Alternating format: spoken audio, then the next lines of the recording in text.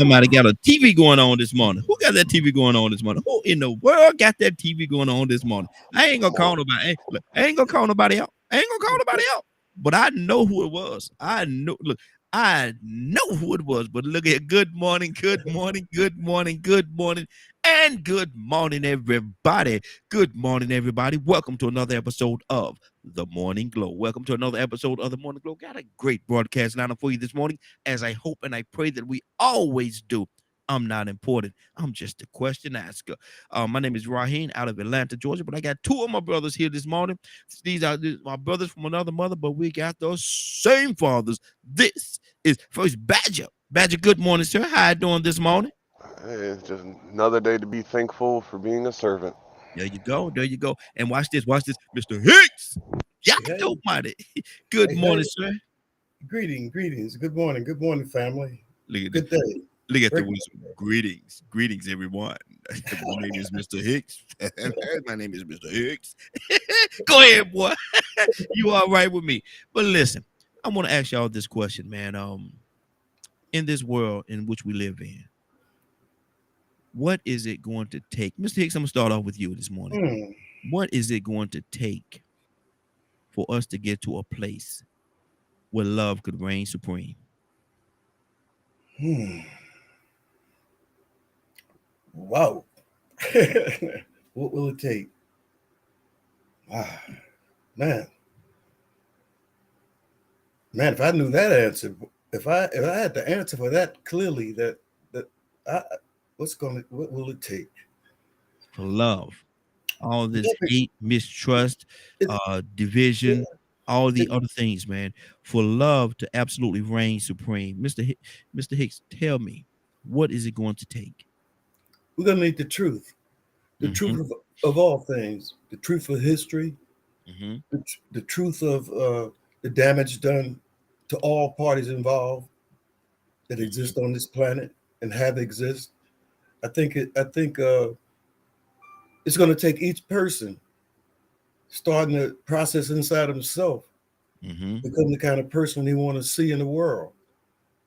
Uh, it's it all rests with each person. It's all, almost funny you think about it, the interconnection of everything from a scientific perspective. When they talk about the atoms and the flowing of movement, and that the atoms that I have now flow through you, flow to everybody else. It's Mm-hmm. the same one source energy we're connected to. I think that once the hope he had a prophecy that one day man will waken up to his consciousness and everything would change overnight. It will be it would take a certain percentage of the people on the planet to rise at this consciousness, and it would cause a critical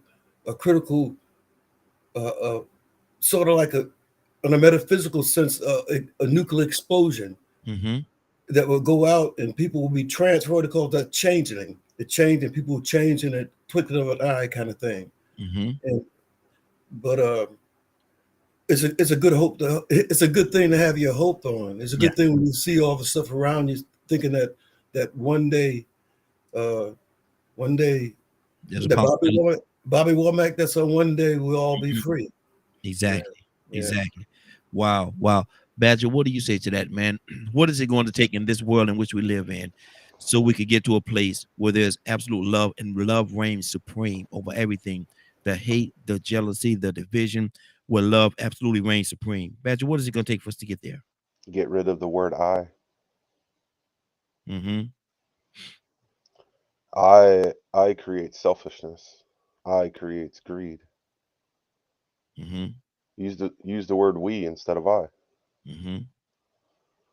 We are our experiences. We are the We descendants of are our the ancestors. world. Bingo. We are the future. We are the one to make a brighter day. So let's. Oh, go ahead. I'm sorry, bro. Like every now and then a song will come. Miss Hicks, Well, like, every now and then I get a song in my heart. the, Go ahead, Badger. you brought up another passionate topic of mine, Mm-hmm. and you know this. Mm-hmm. You know, me and Hicks has talked off cam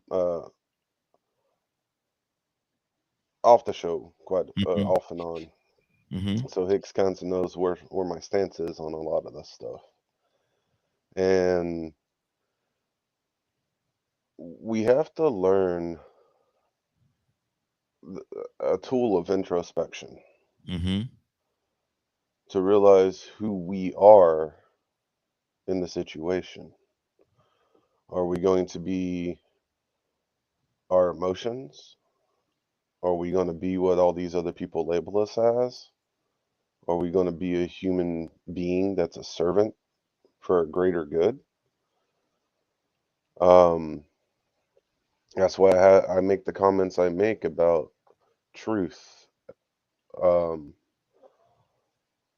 love and light, the greed that's in our culture, and the selfishness in our culture. We were brought up in a society of selfishness. How many people you think really want to get to that place that you're talking about, Badger? I'm going to be honest. If the economy wasn't so jacked up, it wouldn't be so hard. Mm. People are so we've talked about this before, right? Yeah. If Am I you hearing were you put say? I'm jumping in a second or two, Badger. So basically, what I'm hearing you say is you think economics is the answer. If 'cause when you say the economy, you're talking about the economics of the money, and so if money wasn't an issue, you think that would be the catalyst that would bring everybody together, so we can live in that place of peace. yes, I do. Wow. Here's my example for that. Yesterday we were talking about contaminated food Mm-hmm. and how like the Monsanto Corp, which is pretty much like the corp that has the patent on all these GMO products and pesticides and stuff that is being proven to be harmful, right? Mm-hmm. Why does Texas have a law saying if I grow too much heirloom corn, I can get a fine or prison time? Mm-hmm. Why is there a law for that? If there wasn't Why if there wasn't a law, would that mean that people would actually get along better and we would have that place of peace? you did hear what I said. I I'm did. talking about growing a vegetable Mm-hmm. that's not GMO, that's has more nutrients, that is the original product that grew in this country, Mm-hmm. and we are limited to how much we can grow of it by the Mm-hmm. laws of our country. So Mm-hmm. let's say I have this big massive garden, right? And I start giving it away. Depending on where you are, these corporations are going to try to sue you because you're hurting their money. Mm-hmm. So when you're in a society, I mean, dude, I I have so much evidence of proof of this stuff. It's Mm-hmm. not even funny. I mean, that's The fine. Lakotas growing hemp to Yeah, get away that's from fine. casinos. Okay, but listen, that's fine, Badger. But my thing is this right here. I think, and everybody have their own opinion. That's how you feel. So that's your opinion. You have your own. I can't give you mine. But I think that, and I'm gonna go to Mr. Hicks on this as well. See what he think, or he may think differently from both of us. I think you could take money totally out of the equation, where money is not even an issue anymore. And I still think there will be they will come up with another source, another way of division, another way to divide, another way to hate one another. Even if money wasn't, if they say, look, money no longer, we don't, excuse me, we don't value money. Money has no value in our system anymore. I still think that they will come up with another way, because unless or until the money and cars and material things, all that's one thing. But I think unless you change the hearts of men, unless or until you change their heart, they're always gonna find something that's gonna divide. They're always gonna find a reason to hate or dislike or distrust somebody else. Mr. Hicks, I could be totally wrong. What do you think about that?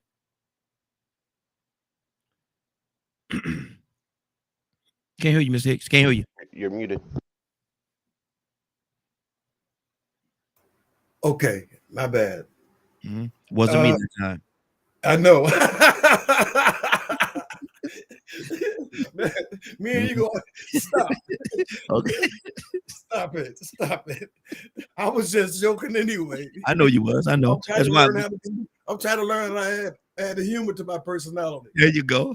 which goes into me sort of answering that question. Mm-hmm. I think when you come to realize, when I came to realize that there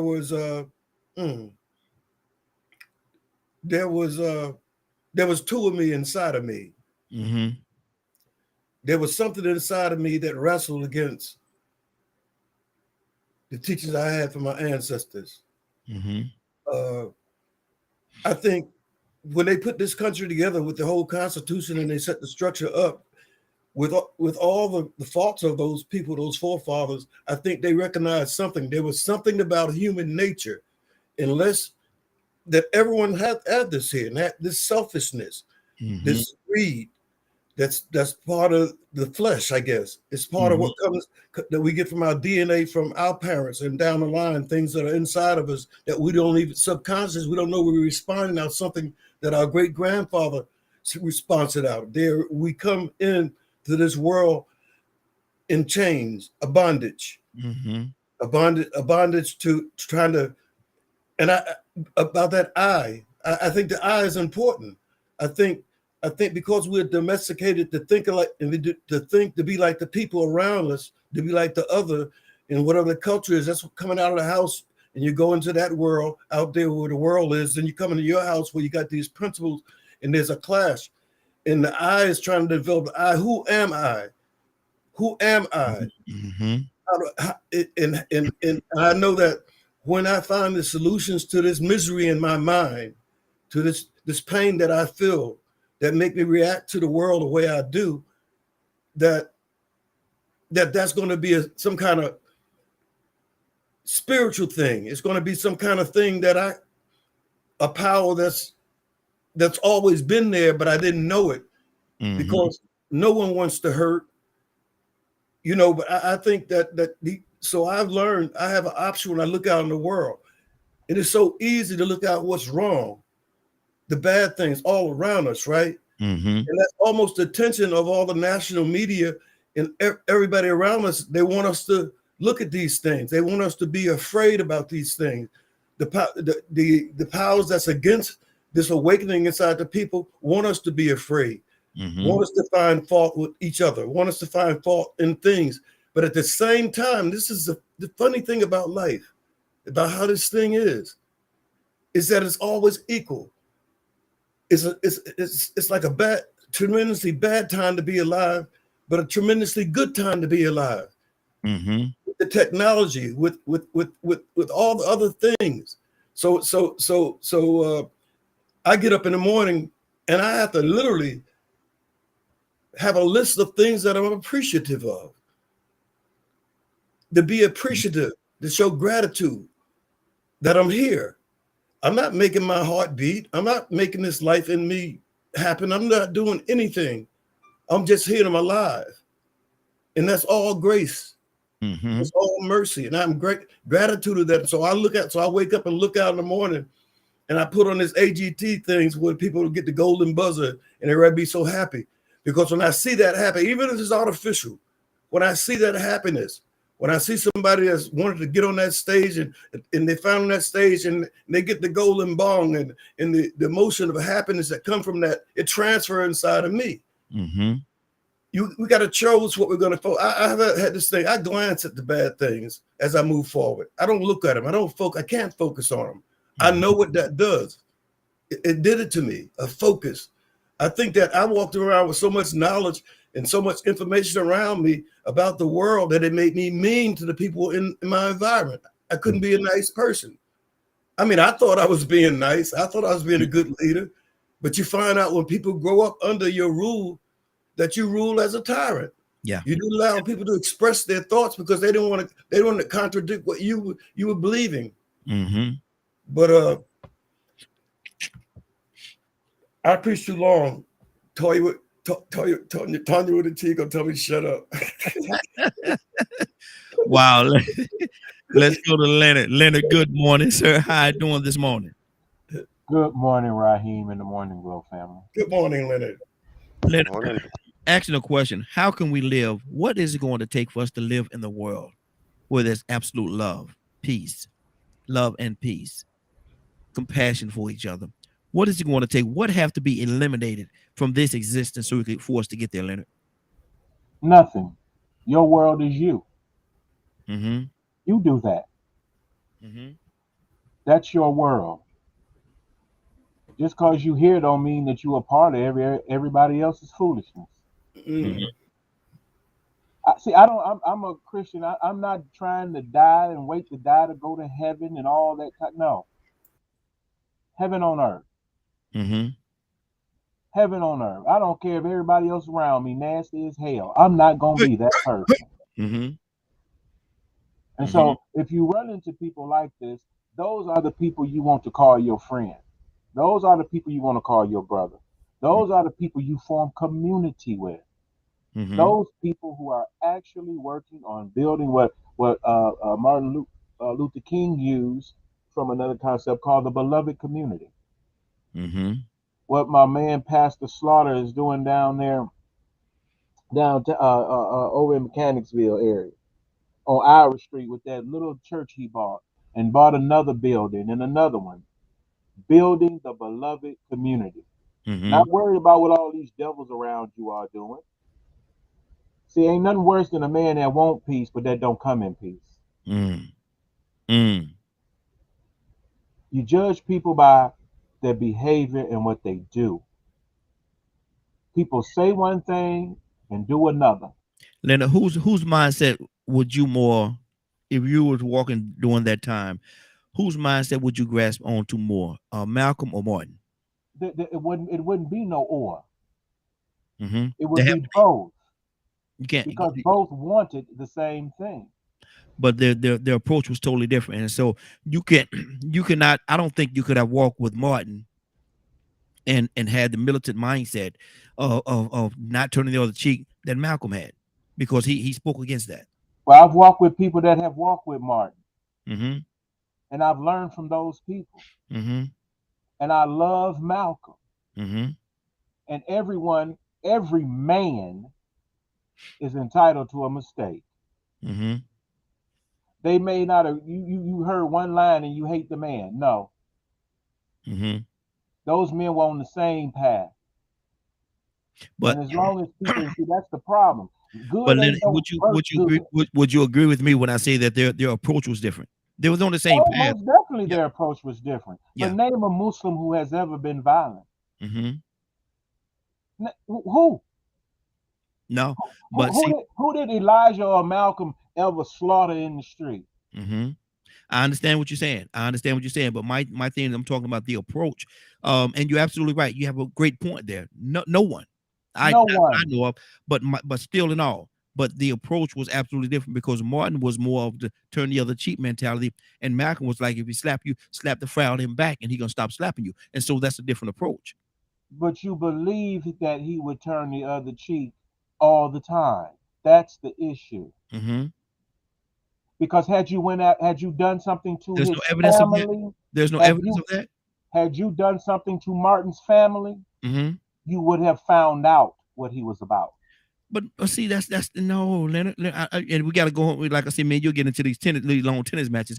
But my thing is this right here, though. I can't agree with that, and the reason why, because there's evidence of things that happened to himself. The dogs, the water hole, the being, all the different things that was done to him, and he stayed nonviolent. He stayed true to what he was preaching, which is admirable. He stayed true to it. He believed in a certain thing, and he stuck on that.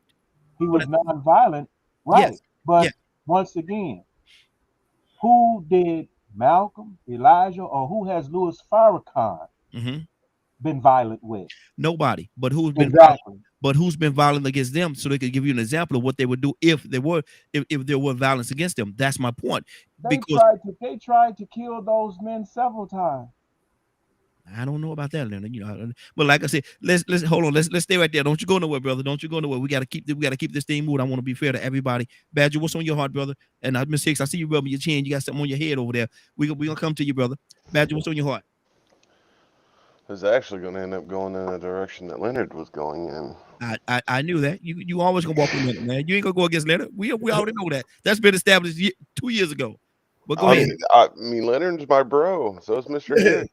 Okay, I talk to them a lot. that's fine. But as you're an individual, you got to stand on your own, though, brother. How do you feel Okay, about it? so here's the thing, though. I know you've heard Hicks and you've heard me say it and stuff like that. You're going to come across people that have a similar ideology. Yes, we are individuals and we can go about things in different manners, Mm-hmm. but we have the same enemy. Mm-hmm. We have a passion for certain things. Like there's things me and Leonard don't agree on. Mm-hmm. I have an issue with money. He don't. Mm-hmm. Guess Mm-hmm. what we do? And if he can vouch for it, we agree to disagree. Mm-hmm.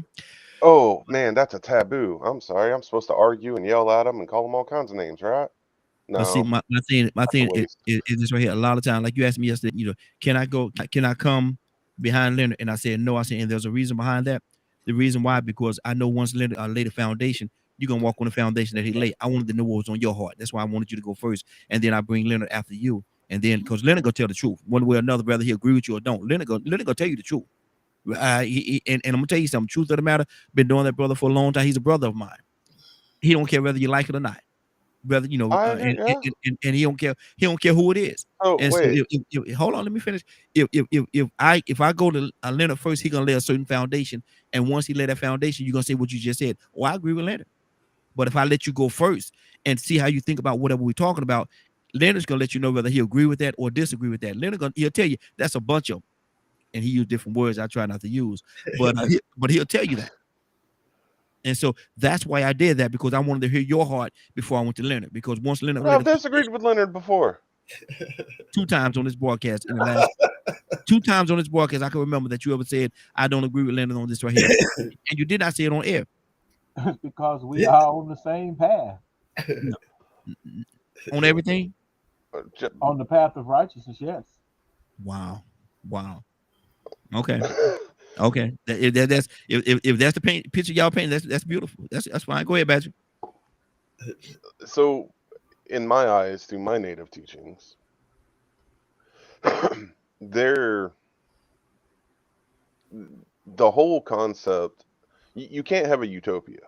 Mm-hmm. You can't, because the unfortunate thing about being a human being, I'm not even gonna say unfortunate, because it isn't. There are a lot of times where we learn our biggest lessons by something that's negative. Mm-hmm. Because sometimes being calm and sweet and things like that don't get your attention. It doesn't get our attention. Excuse me. Mm-hmm. We're human. Think about kids. There are times where you can do that nice, positive, reinforcement stuff, and it works in some situations. And in other situations, you might have to ground them Mm-hmm. or punish them in some way. So you have to do a negative response to get them to understand something. How about when kids are exploring things and they put a light socket, they put forks in a light socket or something like that. Mm-hmm. Well, are you going to punish them, or are you just going to sit back and wait for them to get electrocuted? That's a shocking experience. Exactly. So in life, I'm a firm believer that evil is a necessary thing. But we are out of balance. There is more evil than there is good. I'd say by 51, 52%, leaning more on the corrupt, twisted side. It ain't by a lot, because there's a lot of good people in this world that work hard. Just about everyone that calls in to the Morning Glow are activists, are involved in communities, we're out here teaching and helping other people. Our heaven is here. Man, I get angry and upset by how corrupt and twisted our government is and things like that. But yet, in that same breath, I listen to the stories Cassandra share, or Mr. Hicks. Mr. Hicks, came across a random dude, saw his need, chose to be a servant, and gave him a roof over his head. Tell me how that's not good, how that's not love and light. Mm. It exists. It's here. There's just a lot of things that want us to not see that it is still here. Mm-hmm. Mm-hmm. Well, I don't think anyone said that it does not exist. Or we talk about a world of absolute love and peace and things of that nature. Mr. Hicks, what's on your heart? We got a caller. We're going to go to your next caller. Mr. Hicks, talk to me, brother. What's on your heart? Well, I sort of lost the point, but I want to say one thing that I was inspired. The brother that's active there, you know, I do admire him, you know, because I know it takes a certain mentality and even ability to deal with people on the front line. You guys excuse my memory. I'll be 74 in a couple of months, right? You go. What's the brother right there? Always what's your brother's name? Which one, Leonard? Leonard, right? Yeah. Yes, sir. Yeah. Leonard. Brother Leonard. I'm really, you know, I know what it takes to be an activist. I know what it takes to be out there and deal with people and try to organize and deal with things. And but I want to say a thing that Badger, I was inspired to change a mindset of mine by Rico. Rico took in someone. Rico took in someone that I rejected because I thought the brother was weak and he, you know, and I thought like, wait, I can help you if you're trying to do something for yourself. And I was sort of hard with that, but I watched how Rico took the brother in, and I watched the small changes. I see him when I do talk with him. You know, when I see him, I put a few bucks in his hand, I talk to him, and he's always respectful for me. But so I was inspired by that. And this situation just happened, you know, because I had another load with a bunch of stuff happened to my family. But I don't believe in accidents and coincidence. I think you meet people that God guides across your path. And so I try to learn to listen. That's the valuable skill I've learned, and it's really helped me to be on this podcast because I listen to myself. I go back and I think about how I presented something and how I could have did it better and how I could have listened more closely to someone, which is developing skills that I need. Mm-hmm. But I think that there have been golden ages in the history of man beyond the 5,000 year history that they give us of you know, from starting from Sumner, this civilization. But there have been golden age. Man has rose to a point to be in the garden, in those garden kind of things where there was a spirit of love. But there's always going to be a balance, the yin and yang, the up and down, that the way everything is sort of situated. Just because we're in this experience on the earth, to give everybody a chance to use their free will and choice. Mm-hmm. We have choices, we have free will, and we have a power that's deposited inside of us that they kept it hidden from us, occult knowledge that hid away the true abilities that we have to change ourselves, to be not conformed to the world, but be ye transformed by the renewing of your mind. That requires an effort on your part, an effort to reprogram the subconscious domestication that we got from the people around us, from our parents, from the systems, from all these things. And that's the eye of finding out who I am in that personal relationship. Mm-hmm. And it comes in various stages for different people, and it's always evolving. But it's a personal relationship, make you understand why the principles of truth are important. To speak true and to be gentle and to look for the best in people and build people up. I know this here in my experience. I feel 100 times better when I'm building somebody up. Yes, sir. And then when I'm trying to tear somebody down, judging, whether it's my children or anything, and they respond so much, you talk to them and they got all of the dark garbage they're trying to throw in, you just keep building them up. And you feel good, and you look over a while that even whatever they're going through, they start feeling better. Mm-hmm. Exactly. Yeah. Go ahead, brother. Rico, good morning, sir. How you doing this morning? Man, I can't complain, man. Just out here enjoying another beautiful new day of life. An amazing day. Yes, sir. Yes, sir. Good to have you, brother. We're talking about what does it take? What will we have to do to get to a place where there's absolute love and peace in this existence that we live in? What ingredients would have to be taken out of this existence for us to get there? Man. Well, to increase the spirit of love, Mm-hmm. you would have to acknowledge and recognize the Jezebel spirit in you and get rid of it. And it's funny that you bringing this up, because I swear I woke up this morning, man, at 3-something, and the first thing came to my mind is mankind is under the spell of the Jezebel spirit. And people think that it only belongs to a woman, but they are lie. They got it completely wrong. And it's rearing its head so much now to the point where it's completely chaotic. The Jezebel spirit is so strong now that men want to completely be what they think Jezebel is. Wow. They be that woman.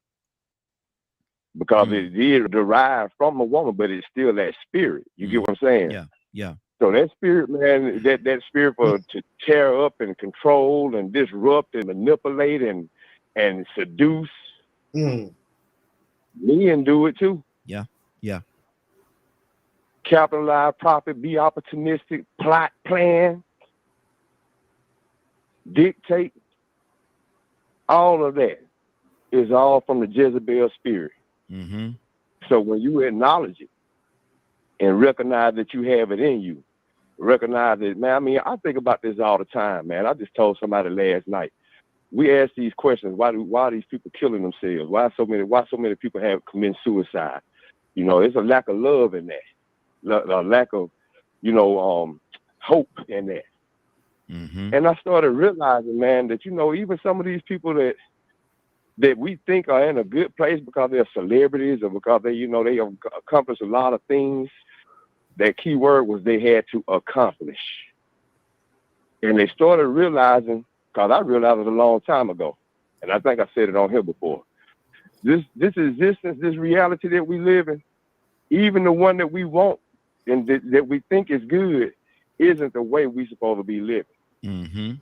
It ain't nowhere in the world you can tell me that a supreme creator created all of this life and this planet to give us all of these resources to survive, and then he tell people they got to compete for it and pay for it. This system, ain't nowhere in the world you telling me that a supreme creator that got enough love to create something so beautiful as this life that I just sat back and said was so amazing. Another amazing, beautiful new day of existence. You telling me that he created this special gift of existence and wanted you to get to heaven, but while you here, you got to pay to play? You got to buy water that the earth, that he created something for it to be produced. That. So now I want y'all to produce a system where if you can't afford it, you can't live. Even though you need it to survive, and I created it, I'm gonna create I want y'all to be able to not afford it, so we can create conditions that create criminality, despair, and all type of things. And then I want people to say, you know what? Well, life ain't fair. I want y'all to have that mindset that life ain't fair and it's a dog-eat-dog world. But I want y'all to still be confused on why criminals justify doing what they're doing. Well, they doing what they're doing because they're telling the victims that life ain't fair. And they don't know what fair is in this world. Rico, do you think if go ahead. Do you, and I'm being funny while being serious at the same time with this, do you think that if man could, he would charge people for gravity? If it became listen, if we got to get off of this planet, you got to pay to get to the edge of space. Right now, you got to pay $1 million just to get up there and float around for a second and come back down to the point where you don't have to wear a spacesuit. But if you ain't tied into the right situation where you being an astronaut or something like that, you know what I'm saying? Yeah, if that became an issue, it definitely would. Wow. Leonard, what's on your heart, brother? Talk to me. We're talking about finding the place of love, and I know what you said earlier. Let's expound on that a little bit. Well, I found that place. That's how I live. And if you notice, I don't try to force people into one way or another. I don't throw all people in a basket and say all people this and all people that and versus this and versus that, because that's never been my concern. Mm-hmm. I was raised to obey the word of God, not man. Mm-hmm. So whatever all this other stuff, man did that, not God. Mm-hmm. Man has put himself where he is. We do what we want to do, and then we act like God don't done something to us. No, you did it. Mm-hmm. You can see, if you sat down and thought about it, you would come to the realization that I brought these issues into my life. Mm-hmm. And it's going to be my responsibility to resolve them. Mm-hmm. Whatever wrong you've done, the most you can do in this flesh is atone for those things that you have done. Recognize them and Mm-hmm. turn from your wicked ways. You don't have to, though. You don't have to. That's the thing about being human. You don't even have Mm-hmm. to. You can Yeah. really do what you want to do. Now, if you're scared to do what you want to do, that ain't everybody else's problem. You just have to choose what you're going to do. What do you want to do? Don't blame it on everybody else. What you doing? Leonard, if we practice these right here, and I'm gonna read them off to you, and immediately it's gonna come to you: love, joy, peace, patience, kindness, goodness, faithfulness, gentleness, and self-control. If we practice those principles, each person practice those principles, would it be a better existence? Would we be closer to that Yes, we would that even place we're listen. talking about? What we at least would be able to do is to surround ourselves with people who practice that. Mm-hmm. That's the thing. You can't hope everybody else be better and you don't be better. Mm-hmm. That's good. I mean, what type of thinking is that? That everybody else supposed to conform to what you want? Mm-hmm. In order to be a friend, you gotta first show yourself friendly to be friendly. Exactly. It's you that have to take the first step. It's me Mm-hmm. that has to walk away, Mm-hmm. not hope that the other person walk away. And so a lot of people get into trying to control other people, put labels on people, and do all these things. And then when the story don't exactly line up, now all of a sudden everybody wrong, and we all going to hell, and blah blah blah. Somebody got to go. I just don't want to be that person. Yeah. If you got a problem, keep having problems in relationship, look in the mirror. Would you want to be in a relationship with you? Mm. Mm. Let me go to Badger. Badger, what's on your heart, brother? I've been saying that ever since I've been on this podcast. In a simple phrase, be responsible for yourselves. Be responsible for yourself or ourselves and to others. That simple phrase encompasses the golden rule and all the things that you just said, Mm-hmm. and all of the things Leonard just said. That's the reason me and Leonard said what he said about me. Is I live that rule to the best of my human ability. Mm. Every time I make a mistake, I own up to it, and I work hard to never make it again. Okay. And like, I'll be transparent. I have probably one of the darkest minds you'll ever meet. Mm-hmm. I have extreme self-worth problems, but you can't tell by the way I talk, can you? I always do my best to be positive and uplifting and all that stuff. So there's a reason I'm in therapy. I have a lot of my personal demons that I need to work on. But that doesn't mean I can take it out on you or anyone else. To Mm-hmm. do that is wrong. They are mine. What right do I have to let all of that stuff hurt the people that are around me? What right do I have? Mm. That's good. That's good. So to me, this is where I start getting very passionate because it's our responsibility to work on ourselves, to make sure our kids are brought up with those morals, are brought up with understanding what the golden rule is and everything that comes with it. Is it going to make you the richest person on the planet? Probably not. Mm-hmm. And not as far as money goes. But guess what the source of all things does, which we can all vouch for? Provide us with what we need. Mm-hmm. That's good. That's good. And maybe a want here and there. Absolutely. 508-924-3521. 508-924-3521. That's the calling number. Give us a call. We love to have your input. We're asking how can we get to a place of absolute love and peace here on this existence? What have to be taken out of this thing called life? What ingredients have to be taken out for us to obtain that? Rico, what's on your heart, brother?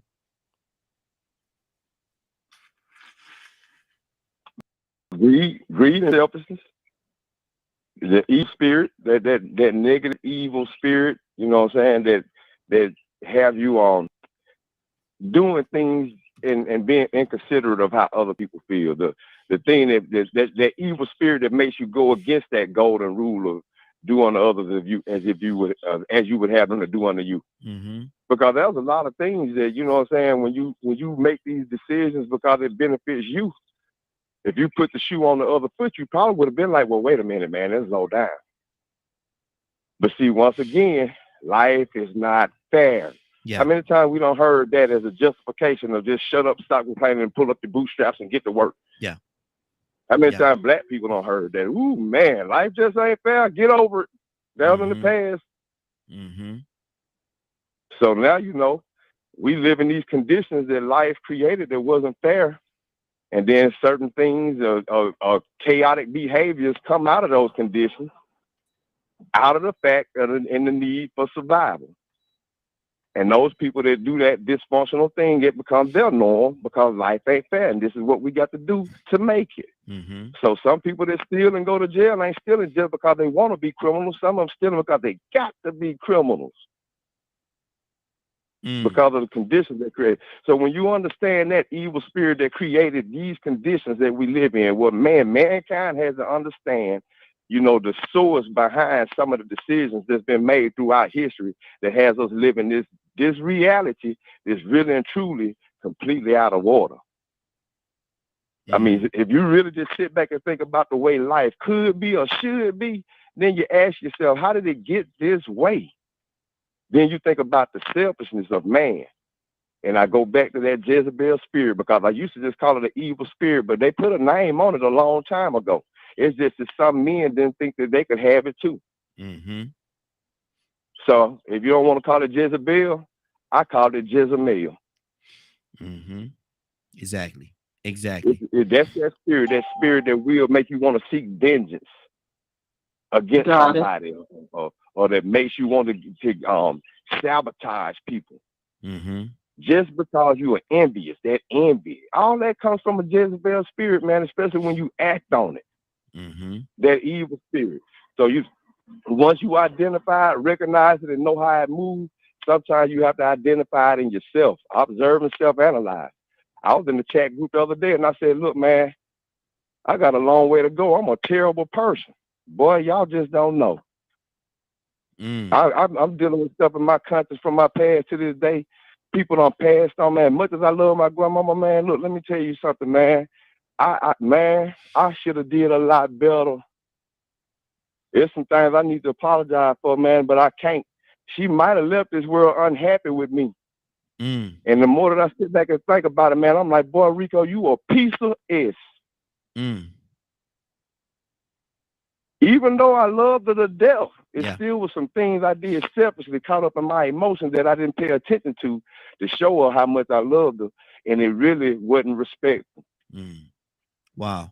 So I have to think about those things, you know what I'm saying? You know, you self-analyze and observe the nature in you that has infected us and made us think that this is a normal culture and a normal way of life to desire and get caught up in these vices that mankind has designed, that we put more value on than each other. than preservation of life. Mm-hmm. I mean, because there's a lot of people out here losing in this world based off the system that man created, not the creator. Exactly. And Rico, that's huge, man, because one thing that you and I have very much in common is our grandmothers. Though they're different people, they're different individuals, different ladies, they are the same because of the impact that they had on our lives. And so that's huge to me, man. To hear you say that, man, that's powerful. And I pray that you find that peace that you're looking for, man. I know it's there. You just got to find it, man. And we got a couple of people on the phone line, but before I go to them, let me go to Mr. Hicks. Mr. Hicks, what's on your heart, sir? I'm gonna pull you full screen for a second, Mr. Hicks. Is that okay? Yes, sir. Wow. I was caused me to think about, the modern interpretation is that the love of money is the root of all evil. But I remember when I was young reading scripture, it didn't have the love part. It just said simply, money is the root of all evil, and that man couldn't serve God and mammon at the same time, which takes me into the economic system, a system that's based, that everything is built off this competition and personal greed. It's finances at the root of things, but it's that element of free will and choice.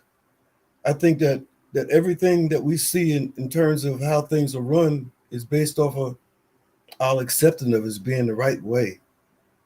But it's a lot.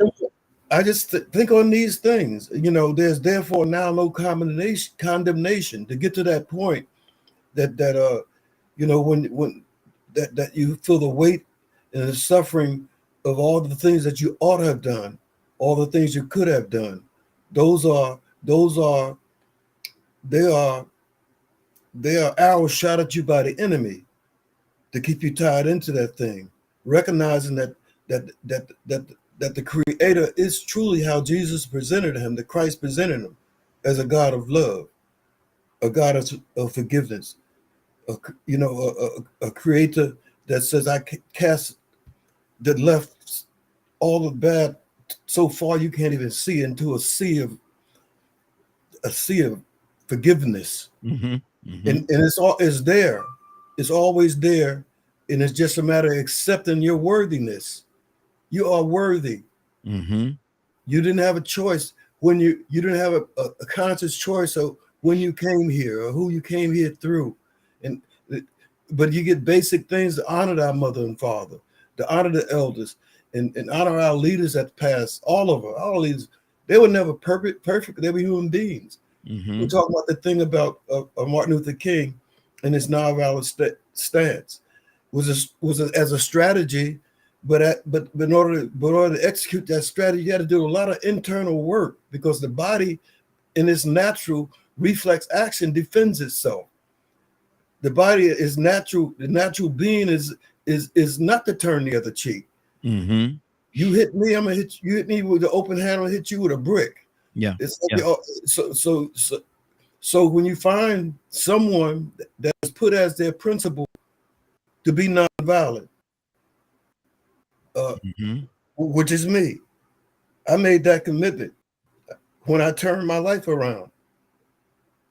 Mm-hmm. How the Native American, I fight no more. Mm-hmm. I realized I can't win this battle that way. Yes, sir. Mm. Yes, sir. Mm. Yes, sir. That's good. That's good. I see you going to that place, brother. I see you going into that place. I'm gonna pull back a little bit. I'm gonna pull back a little bit. Yes, sir. Yes, sir. Absolutely. Let me go to Goddess. Goddess, good morning. How you doing this morning? Good morning. Good morning. What we're talking about how can we, in this world in which we're living in today, there's so much going on. How can we get to a place where we have absolute love for another, love and compassion, understanding and peace? What would have to be taken out of this equation of this thing called life for us to get there? I've been listening for a minute, and I love what the two people that I did get a chance to listen to were really, really good, and that's Badger and okay, I just said good morning on your walk this morning, so my brain has frozen. Mistakes. Not Mr. Hicks. It was Rico.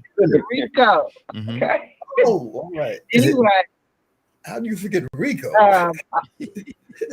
I wanted to say I love what you guys were basically saying, because Rico, you're right. And it's hard. It's really hard, especially being an activist.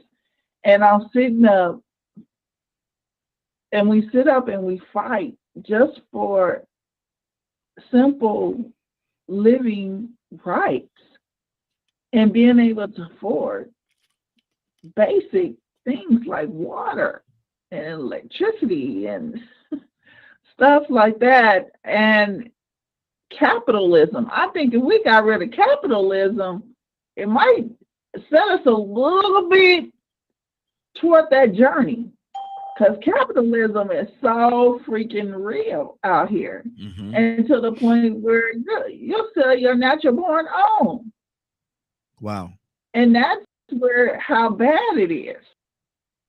And with the capitalism, I'm sitting up and I'm thinking, I'm like, everybody has to capitalize off of somebody to a certain extent. But I don't think to the point, and I guess that's where the barter system comes back in, Mhm. that nobody does anymore. So I think as long as you continue to do better as yourself and be a better person, and we continue to fight and look out for others, not just for ourselves, Mhm. that's key. I think that's key. Wow. I'm sitting up right now looking at our situation in Kansas, where we have one electric company, and we have a fee that's placed on there, which is only for, it's called, I mean, I don't know how anybody else's electricity is set up, but we have a fee that has nothing to do with electricity. Mm. It's called the pilot tax, and it's called the payment in lieu. And that's for large, like, non-for-profit organizations. Mhm. But they're charging individuals, and they're making $36 million Wow. off of us. Mm. So our elderlies are barely able to keep their houses and stay in there and pay their utilities. Mm. Wow. Wow. So it's devastating, but we've gotten 4 people that had died trying to turn this in, been killed. They said they killed themselves, but I'm sure that 4 people didn't just sit up and kill themselves after they didn't turn this in. Mhm. It's so much going on, man. There's a lot going on. Let me go to Tucson. Tucson, good morning, sir. How you doing this morning? Yeah. Tucson? Yeah. There you can go. hear me? Yeah, there you go. It was a little low earlier. We could hear you, but it's a little low. It's much better now. How do we get to that place of absolute love, Tucson? Absolute love and peace. What ingredients have to be removed from this existence that we live in today to get to that place of absolute peace and love? You gotta get rid of the counter. That's the hardest part. One person at a time. I guess what we try to do is give what you want. If you give what you want or what you desire, probably come up with it. Because everybody's looking for love, I think. Yes. But it's always in the wrong places. That's where we go wrong. And to fulfill it, all you got to do is live it. Mm-hmm. It's not hard. It's not difficult. You just follow the one that shows love more than anybody else has. I guess that's what I would say. So it would lead you back to the Creator. That's all you got to do. It's not hard. He set it in order like that. Why do we make it so difficult? That's what He wants. Because we have our own will and way. Us. Mm-hmm. We are, because we have this self-will, we will to do the opposite of what we need to do. Man has always been destructive to himself. I mean, you know, if God gives us a do and a don't, and we do the don't most of the time. I know we say we're good. That's a good talk. But are we any good? When we rebel, that's what we do. Whatever he tells us not to do. Even Paul said he had that struggle within himself. I find myself doing that very thing. Yeah. When I try to do good, here come the enemy. Evil is always present somewhere. Matter of fact, remember when I can't never figure that out. I'm still trying to figure it out. Even when the sons of God meet, Satan show up. Yeah. Wow. That joker right there, boy. I'm sick of him. I'm sick of him. Because even when I try to do my best at it, here comes his amps. You know, everybody ain't children of God, unfortunately. Yeah. He got some children of his own, and they show up, and they make me act up if I don't watch myself. Tucson, let me ask you this question. We got another caller. Go to the other caller as well. But somewhere I read where it says, if my children, if my people, I ain't gonna say children, if my people would, that part right there, if my people would turn from their wicked ways. Yeah. But if my people, is that talking about everybody or all people? No, that's where we get it wrong. We trying to get people that ain't God's people to change. They're never gonna change. Yeah. And see, that's good. Unless they comply to him. Because I'm gonna say it again. The devil got children too. Exactly. Remember the and I shut up. Remember Jesus told them scribes and Pharisees, "You like your father." They say, "We Abraham's seed." No, you're not. No, you're not. Because if you was, you'll do your father's will. That's what I'm talking about. Yep, exactly what he said. If you were, you would do your father's will. You doing the work of Beelzebub, the devil. That's what you doing. Leonard, that's what you was talking about earlier. We got another caller. We're gonna go to the call in just 1 second. But Leonard, I want to come to you on this right here, man, because I think we're walking right down your alley, brother. What's on your heart? I mean, if you had asked me the same question like you did, I would have said the same thing. Yep. You know why? It ain't because I like Donald better than you or nobody. It's because Donald's telling the truth. And that's what people do. I was raised and I was taught what the right thing to do. And I chose otherwise. It didn't have nothing to do with the world or nobody else. Your choice. I chose. Your choice. To disobey the word of God. And this is why I found myself in various situations. Your doing. Start from there. Your own doing. From your own doing with your own will and your own power. God can see you change from day to day. You will say one thing today, then change your mind tomorrow. And you go, well, why don't God do something? Because if God has to do it, it ain't gonna change and it's gonna remain. He can't just speak right now because it's gonna last forever if he says something. So you better get yourself right to deal with your day-to-day problems instead of thinking that, well, why don't God just do? Because if God do it, that earth will open up and swallow you. He'll snatch all those ships off that water and bring them to the bottom of the sea. When all you had to do is just say no. Wow. That's point. Let me go to Joseph. Joseph, good morning, sir. How you doing this morning? Hey, good morning, sir, and good morning, Morning Glow family. Hey, good to have you, brother. Good to have you. You've been listening. I wanted to let you listen in for a minute before I came to you. What's on your heart, brother? What we talking about a place of love and peace here in this existence on earth? What are some of the ingredients, Joseph, from your standpoint, from your vantage point, that has to be removed from this thing called life? Well, I'm a scripture guy, you know.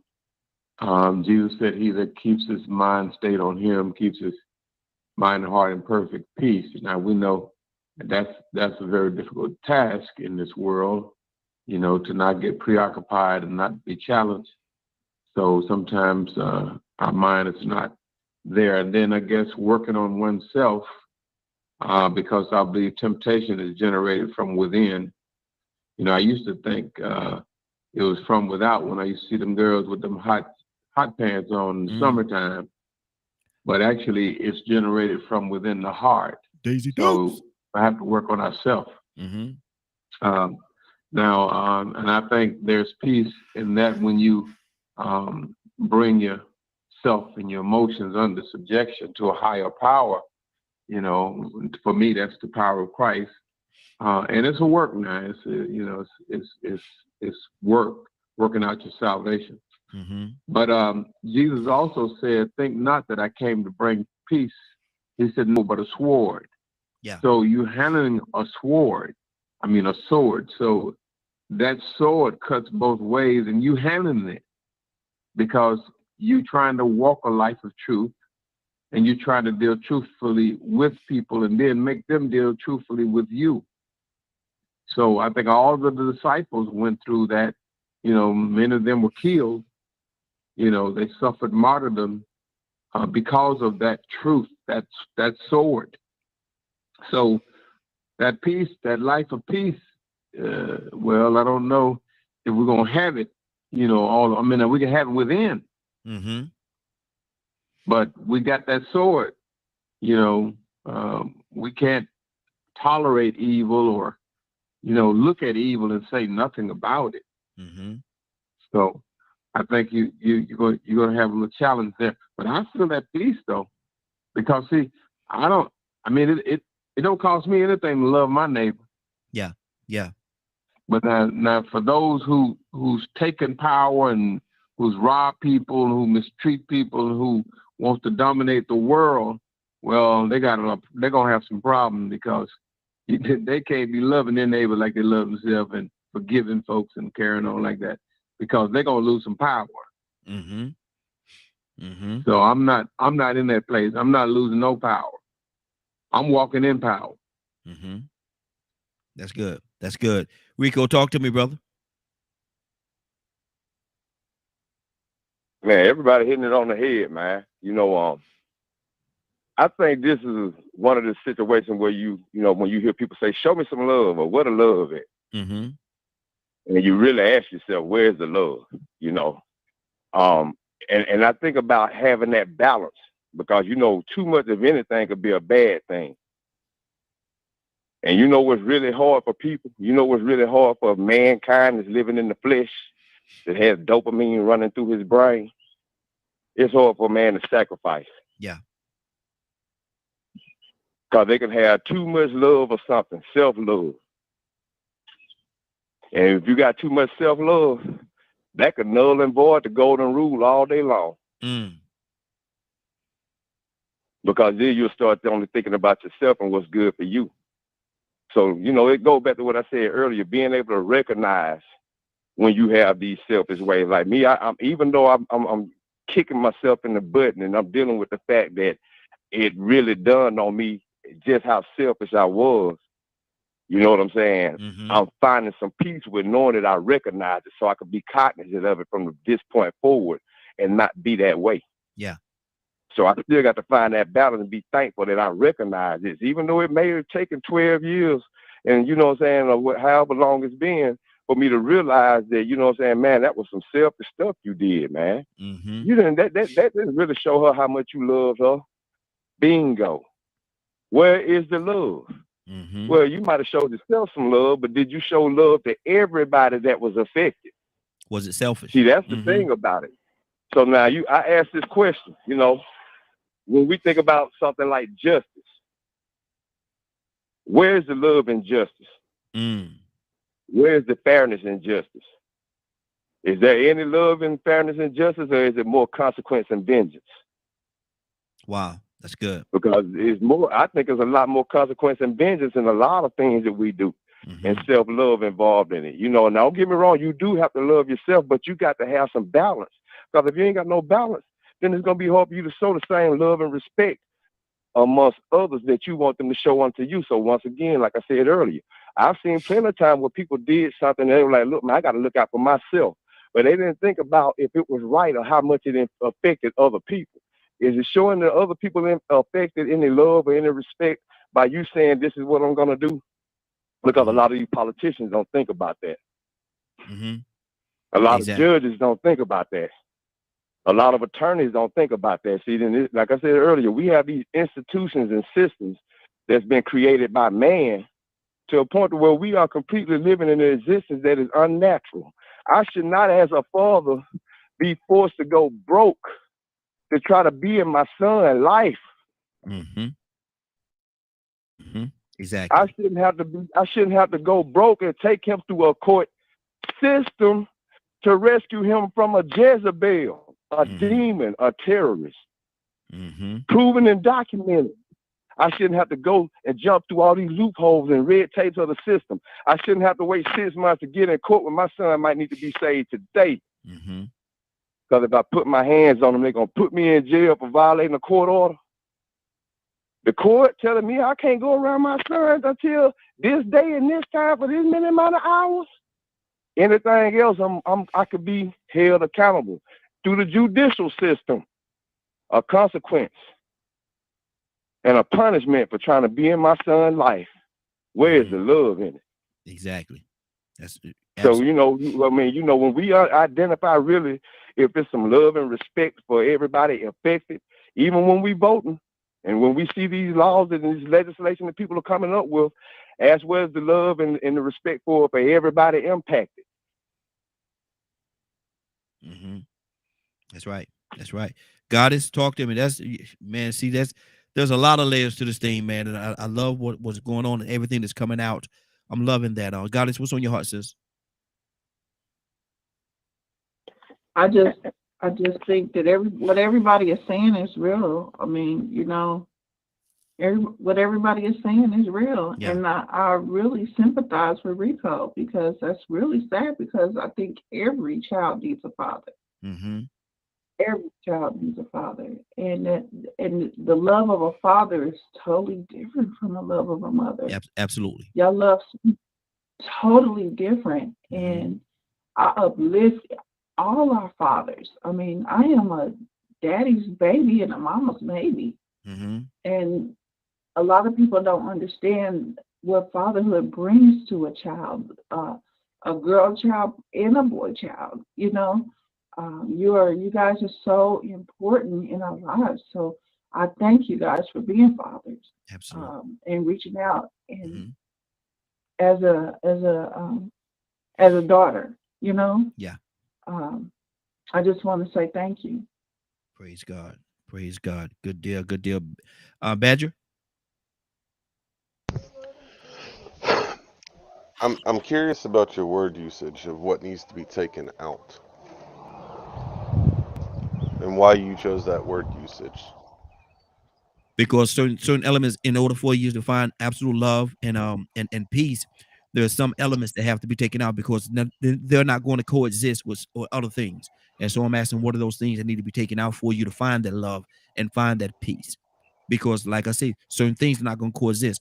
Darkness is not going to coexist with light. They just don't go together. There's no way. It's impossible. Because once you're in a dark room, you hit that light switch, the darkness is gone. They can't coexist. So the reason I asked it the way I did was even in light, there's still shadows. In a bright go ahead, brother. In a bright room, I'm talking about light now. Go ahead though. Make your point. There's a lot of evil things going on in this world.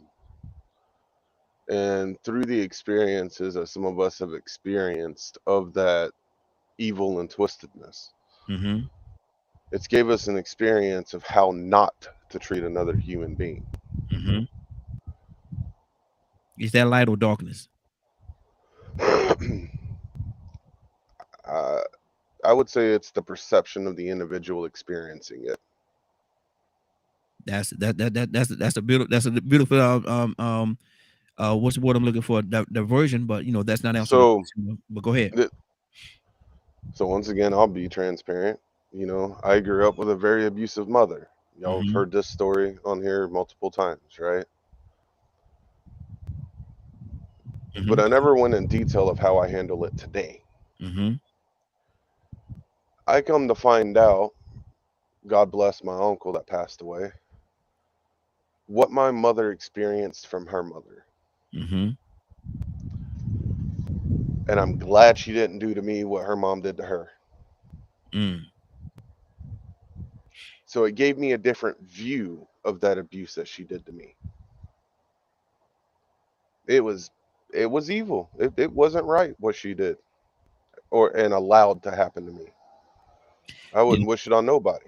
Did it give you an acceptance? It gave not only an acceptance, but a love and a thanks for that experience. Because through that experience, I have been able to sit there and have a deeper empathy for another person that has gone through it. And that's one of the things I also feel that we're not taught is even in those negative times, there could be a reason for it. And the only one that knows that is God. I mean, how many times was Jesus tested? How many times other people were tested? Had horrible things happen to them. But they walked the righteous path. So, and what did they learn from it? They taught us what they learned from it. So that's why I said I feel we are out of balance. Yet as a human being, we need that yin and yang. If everything was rainbows and sunshine, I don't feel we would learn near as much if there was absolutely no evil in this world. Okay.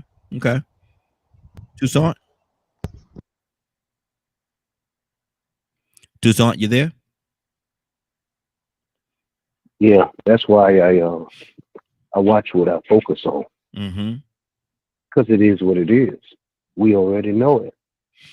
Everybody ain't good. And the enemy, I call him the enemy, because he ain't my friend, for sure. He never will be, and he never has. His intentions from the very beginning was not to be a friend. He's a foe. Adversary, one of them. That's what we got, one. Him. So I don't focus on what he does. He do what he do. Good. I'm good with that. So how do I keep a kind of sound mind in that? I know that the devil, it's just where I am, okay? The devil comes to steal, kill, and destroy. Let me establish that and let that be clear. He will do those things all the time. He uses the lust of the eye, the lust of the flesh, and the pride of life. That's his operation. That's it.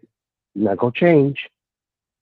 Those three things that he come to do, he's going to keep doing it. The temptation that he uses, he's going to continue to do those things with that. That's his tools. I know that. I'm clear on that. But the other part of what Christ says, he says, but I come that you might have life, a life more abundantly. So I focus on what he come to do. Him. I ain't studying the enemy. I mean, I don't focus. I know that he's doing that, but I don't focus on that. He says, let this mind be in you that is also in Christ Jesus. He didn't say nothing about anything about what the adversary does. He makes it clear and let us know what he's going to do. Mm-hmm. But to focus on that, you're heading down the wrong road in the first place, because your path is dim. So if you focus on the right things, if we focus on love and peace and joys, think on these things, he says, you got to find out what those things are. Whatsoever is this, that, and the other, I focus on that. So you try to have everybody at least knows that if it was anybody that we can basically pattern our lives after, was okay, however you want to see him as, and there are others that have that same mentality, it would be Jesus or Jesus or whoever you want to call him. Yeah, shoot, it don't make no difference. We get caught up in names and we'd be more confused as we can possibly be, focusing on names and titles and positions. And just, he was good. He operated pretty good. And if you try to do that, I think you'd be better off. Exactly. Anybody that pattern their lives after that, you'll be better off. Do like Grandma Deuce used to do, and you'll be good. Good. I want to do something, and we're gonna revisit this before we close the broadcast. But I want to do something a little different today. Y'all know I'm always coming up with these things in my mind, man. Like Tucson say, I lay back on my recliner and put my hands behind my head, and I come up with different things. And I don't know where you get that from, but you need to stop peeping in my house, man. But this is what I want to do. A Goddess, you there? Yes, I'm here. Okay, good deal. Goddess, we're going to do a court. We're going to have a court trial. You're going to be the defendant. Okay.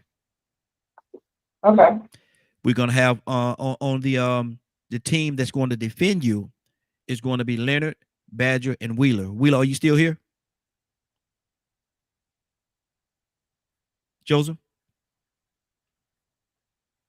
Yeah, I'm here. Okay, good deal. And the prosecutor, the one that's going to naturally try to prosecute you on that team, Rico is going to be the head prosecutor. Rico, you there? Rico, you there? I'm right there. Okay. Rico, your team consists of you, Toussaint, and Mr. Hicks. Mr. Hicks, you back? Mr. Hicks, you back, Mr. Hicks? Okay, Mr. Hicks might have stepped away, but we'll catch him up to speed when he come back. And so what we're going to do, what Goddess is guilty or charged with, I ain't gonna say guilty, but charged with, is she went into the grocery store and she was hard on her luck. She got kids at home. They don't have any food. And she went in the store and she tried, because of the fact that she tried everything that she could do, when nobody gave her no money, when nobody help her. So she went into the store and she tried to take food to feed her family. And Leonard, your defense, however defense you want to, I don't want to guide you on this part. Well, however you want to defend her is how you're going to defend her. You have a team. You're the head you're the head attorney, but your team is Badger and Wheeler. And Rico, you're the prosecutor. Your team is Toussaint and Mr. Hicks. So naturally, the prosecutor, you're trying to get her guilty. The defendant is trying to get her off. We everybody clear on what we're doing? Yeah, I get it. Okay, here we go. Hear ye. Now, hold on. I'm gonna go ahead and tell you, man. You know, Goodwill put me on the side of the prosecutor. It's fixing to be a battle. Yes, sir. Yes, sir. You know, man, I might mess around and tell her. Go ahead. We're gonna go ahead and go with it. You know what this thing. Go ahead. I'm gonna see if you're ready for me. Okay. I'm gonna be the prosecutor. And he said the lady did what now? She went into the grocery store because she didn't have any means. She went into the grocery store and she stole food to feed her family. Okay. We're gonna start off with Goddess, and we're gonna ask her, why did you do it? And she's gonna tell the example. Goddess, I need you to build this up. You tried everything you could try. You did, when nobody helped you, your kids was hungry. However you want to paint that picture, okay? All right, Goddess. Okay, I'm here. I'm listening. Now, Mr. Hicks, are you back, Mr. Hicks? See, Rico, part of your team is not here, man. They're gonna come in on the tail end and not know what's going on. Are you okay though, Rico? You the prosecutor. You should be. Oh, we're gonna handle it. Okay. We're gonna handle it. Okay, my man. The state come up with a strong prosecution. Good deal. Good deal. We're gonna go, back and forth like they do in court. This is going to, it's going to be very interesting. Hold on, we got somebody else that just came in. Let's see who came in, so I can add them into the equation as well. Okay, is that a Friday? It's Friday. Good morning, Friday. How you doing? How you doing? Doing good. We going to have a court trial, a hearing on here right now, and I want you to listen in. And because of the fact that you came in, there's a prosecutor and the defense. I want you to make the determination rather at the end she's innocent or guilty, and give me the reason why. This is the scenario. Young lady, Goddess, she went into the store. She had kids, and she didn't have any means of getting any food for her family. Didn't have any means, so she went into the store, and her last option was to take the food. She got caught, and now the prosecutor is trying to prosecute her for doing that. The defense is trying to show why she should not be held accountable for that. And so we're gonna go with that, and you're gonna be the one at the end that's gonna make the determination whether or not she's innocent or guilty. Okay. Okay. All right. The jury. You're the jury. Yeah, she's the jury. Absolutely. Goddess, we're gonna start off with you. Give us your, what do you have to say on in your defense, Goddess? I don't know. I've never been a thief. Okay. Don't say nothing about it. We're gonna make a deal. Don't worry about it. Huh? I'm advising you not to speak. We're gonna make a deal with the prosecutor. Don't worry about it. So are you okay? Are you advising your client not to make an opening statement for herself? Yes. That's correct. Okay. So, I ma'am, agree with you. Ma'am, you can step down. Right now, we're going to go to the prosecutor and find out what the prosecutor has, and then we're going to go back to the defense, and we'll go back and forth until we get to the end point. Prosecutor.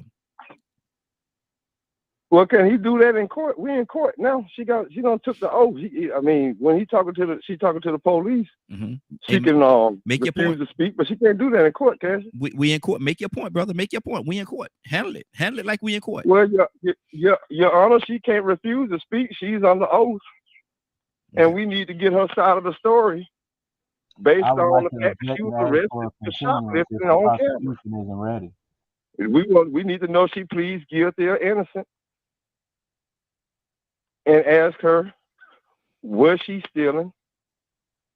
And what let me see. Was she the woman on this camera? Which she clearly is the woman on this camera. And we need to find out what she did. If she's guilty or innocent, what she pleads. Defense? I'll plead defense. Okay. Let me talk to you. you. You're about to go to jail. We got you on camera. You ain't just hear what I said? The defense is not here to really discuss that particular evidence, but we would like to approach the bench to offer a deal. Already? Already. On what lines? Well, if we could approach the bench, we could discuss that. Okay. Come on up. Well, we're not saying that what happened did not happen. However, we believe due to the nature of the issue that my client has agreed to take the plea of guilty, and we give her community service for 90 hours. Well, that has to be determined by the court, how many hours, or if that is acceptable, how many hours of community service she get. Let's go to the prosecutor. Prosecutor, you're here. Y'all, we're the only three that's here. So what is on your heart concerning what he just said? Your Honor? Yes. Community service did not fit the guidelines of this crime and what she stole. She stole over $200 worth of groceries. The law has been stated and the limit has been set. She is actually could be charged with a felony. So it behooves her to give us some type of explanation on why she did what she did. So we may even be able to consider some leniency, because based on the law and based on the evidence that we have, she was caught red-handed. She's guilty, and she's going to get this time if he doesn't want to let her speak and at least plead for some type of leniency to explain why this went down. Why is it that you do not want your client to speak, sir?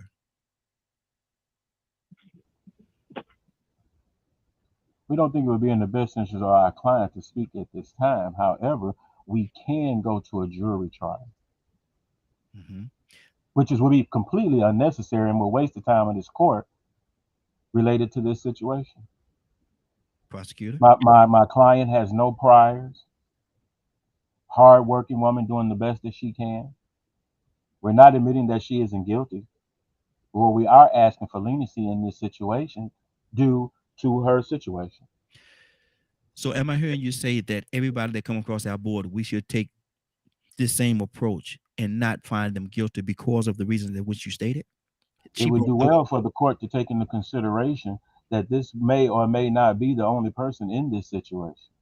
And also because we have resources provided for such situations, I believe we should use those resources provided unless they're only being provided to certain types of people. Would you agree or would you deny that your client did break the law? It's not for me to agree or deny, it's for the prosecutor to prove. However, we do believe that there is a question that should be heard, but it should be heard in front of a jury if necessary. But we do think that the judge within his discretion is more than able to move us directly to, well, I guess it would be a summary judgment in the matter. Okay. Prosecutor, John, do you have evidence? Without doing all this back and forth, I agree that this could be solved in a better way, but I suggest his client come and give us her reason from her mouth on why we should grant her leniency.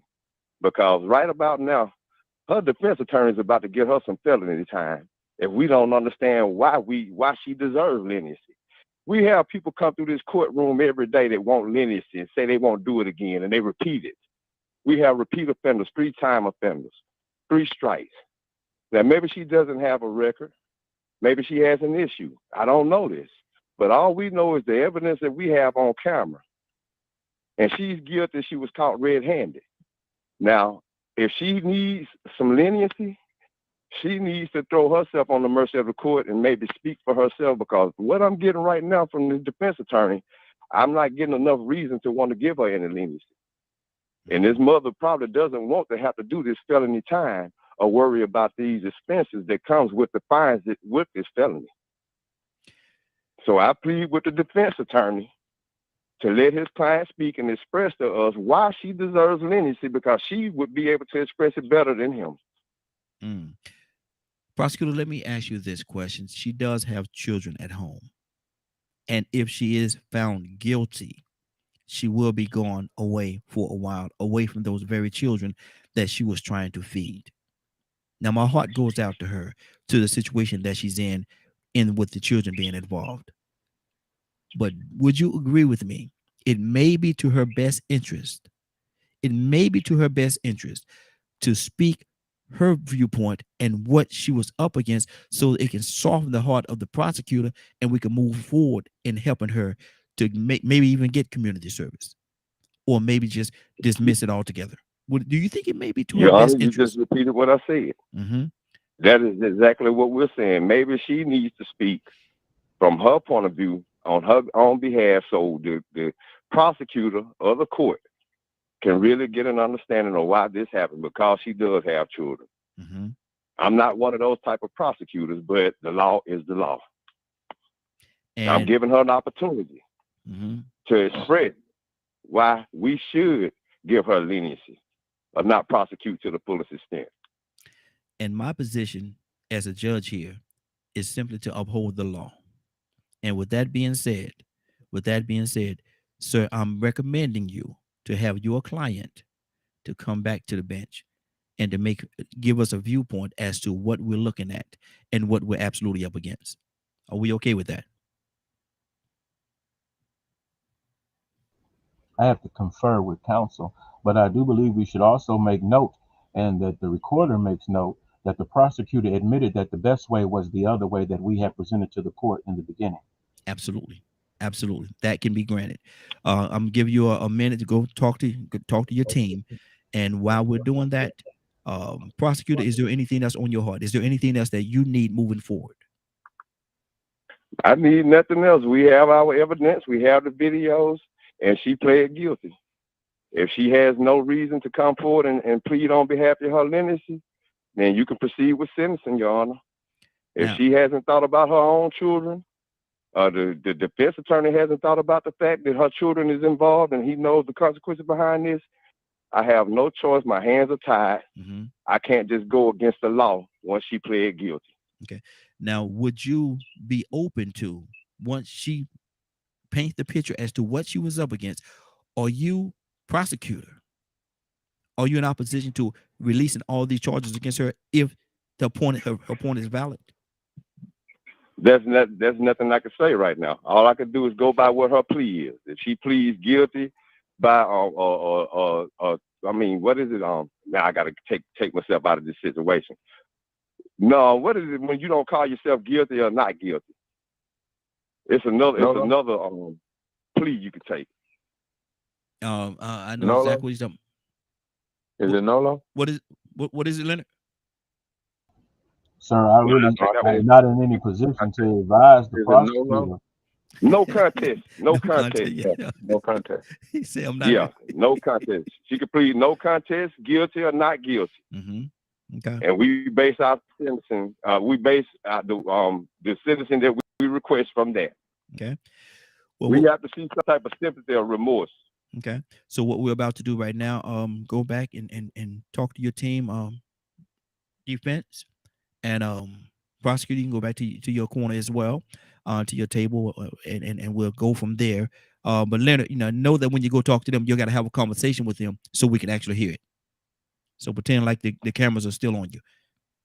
Talk to your team, Leonard. And hey, let Goddess be in it too, because she's the one about to go to jail. She might be the one over there talking about some man that H now. Oh yeah, she at the table as well. She at the table. Leonard. Miss Goddess, what would you like to do? I'm gonna listen to my attorneys. If you want me to talk, I talk. If you want me, because first of all, it's not a felony. Anything that's below $200 is not a felony. That's number one. Exactly. So let's just get that out in the open. Number two is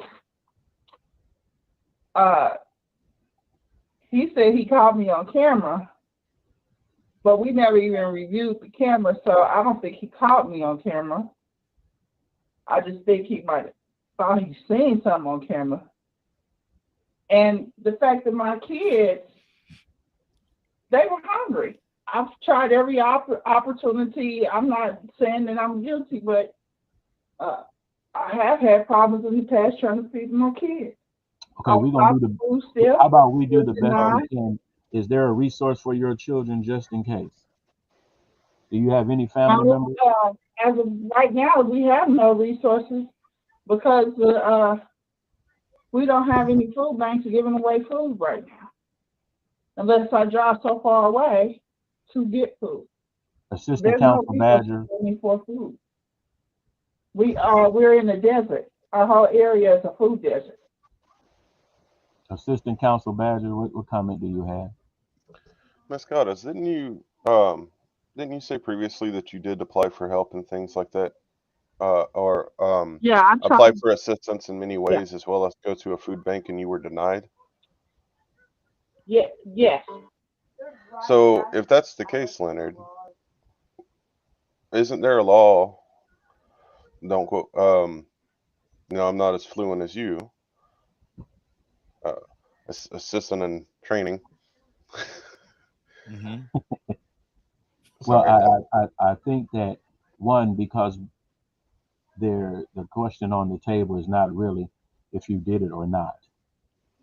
The power that the prosecutor has is what a question. But I do think that this particular judge has been very merciful in many other issues of this matter, and I think that we can make an appeal strong enough to him that he may agree to you serving your sentence with community service in some food bank, helping to feed others as well. So that is what we would like to get from the judge. So would I be incorrect in saying that there is also, I don't know if it's an expectation or if it's a law, that says that we are to help those that are in need, and she was refused when she was in need. This prosecutor does not have a very good past. And so I doubt that the prosecutor would agree to anything other than her serving some type of penance or sentence related to the issue. It's not a felony. We have not been served with any evidence. And what we do know is that we are not in the business of incarcerating mothers trying to feed their children. Yes, she may have broken the law, but I think if we appeal to the mercy of the court, we could come out of here with at least 90 hours of community service.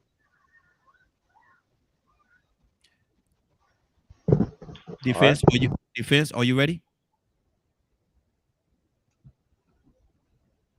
Defense, are you ready? Yes, we're ready. Okay. Would you two gentlemen approach the bench again? Sure. Okay. Where are we heading? What are we doing? Your Honor, we are appealing to you for 90 days of community service. My client has no priors. And also there has been several issues before this court before related to this issue. And this court has never issued anything above 120 hours of community service for such an issue.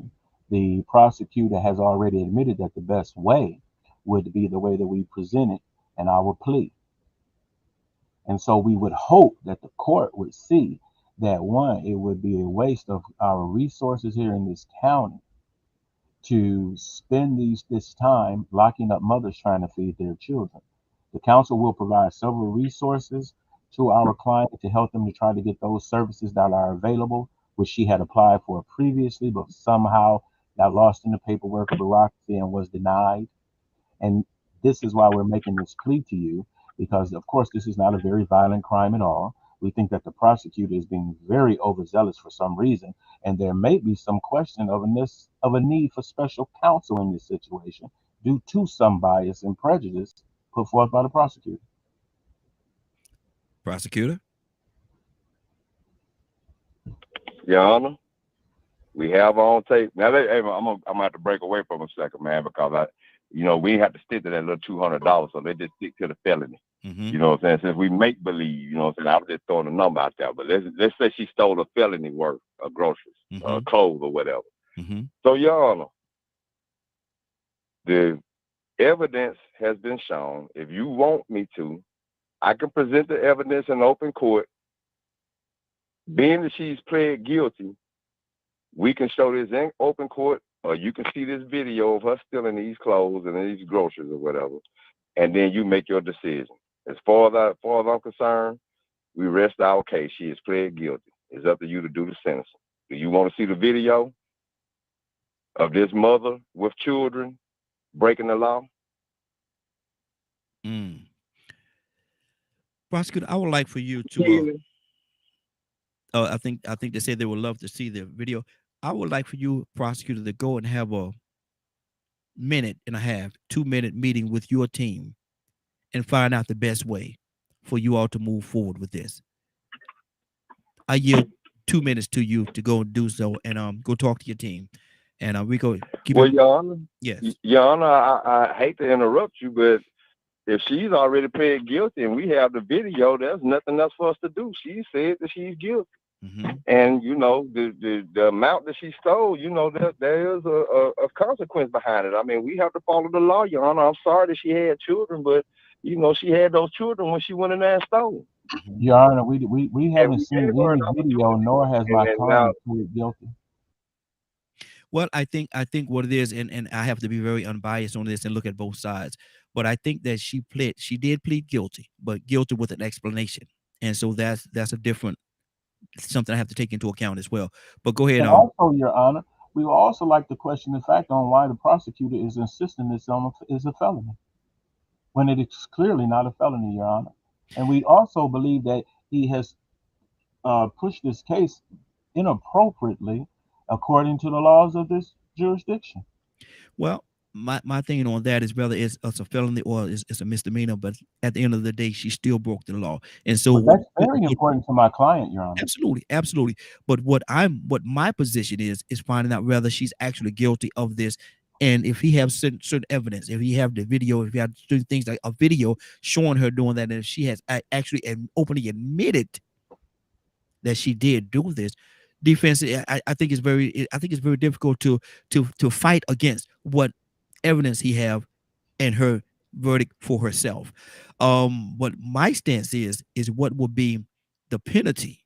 What will be the penalty for this particular crime, considering everything and taking everything into account and weighing it out and being and letting the hand of justice come down on this particular case. Would you both gentlemen agree with that? Your Honor, we will agree with anything that the Your Honor sees fit in this particular case. However, we do have to remind the court that the prosecutor has really been inappropriate, we believe, in the prosecution of this case. Okay. And simply by classifying this particular crime, which according to the law is a misdemeanor, would actually be grounds for dismissal. Wow. Prosecutor? He's saying that. Your Honor, the charges were for a felony. He advised her to plead guilty. Do your job. She pled guilty. I would beg the court to revisit the law, not out of disrespect for your Honor's opinion, but simply for the technical dismissance of that law. This is not a felony which this prosecutor has brought before us. So why she feel what is pleading guilty to? The charge said it was a felony. This is what Your we're Honor, Your Honor, we never pleaded guilty. We proposed the deal. You advised her to plead guilty. Your Honor, he advised her to plead guilty to a charge he said it isn't right. Now I advised her. I simply proposed that we could plead guilty, Your Honor. However, because of such prosecutorial misconduct, the Honor knows very well that this case should be dismissed. Let me go to a couple of you, because I see how both of you stand on this, and both of you have very strong grounds that you're standing on. Let me go to Prosecutor Toussaint. Toussaint, are you there, sir? I'm still right here. I'm trying to pull one of your team members in. Donald Toussaint, is he available? Yeah. I'm trying to put Donald Toussaint. Come on in. Yes, sir. Mr. Toussaint, what is your stance on this?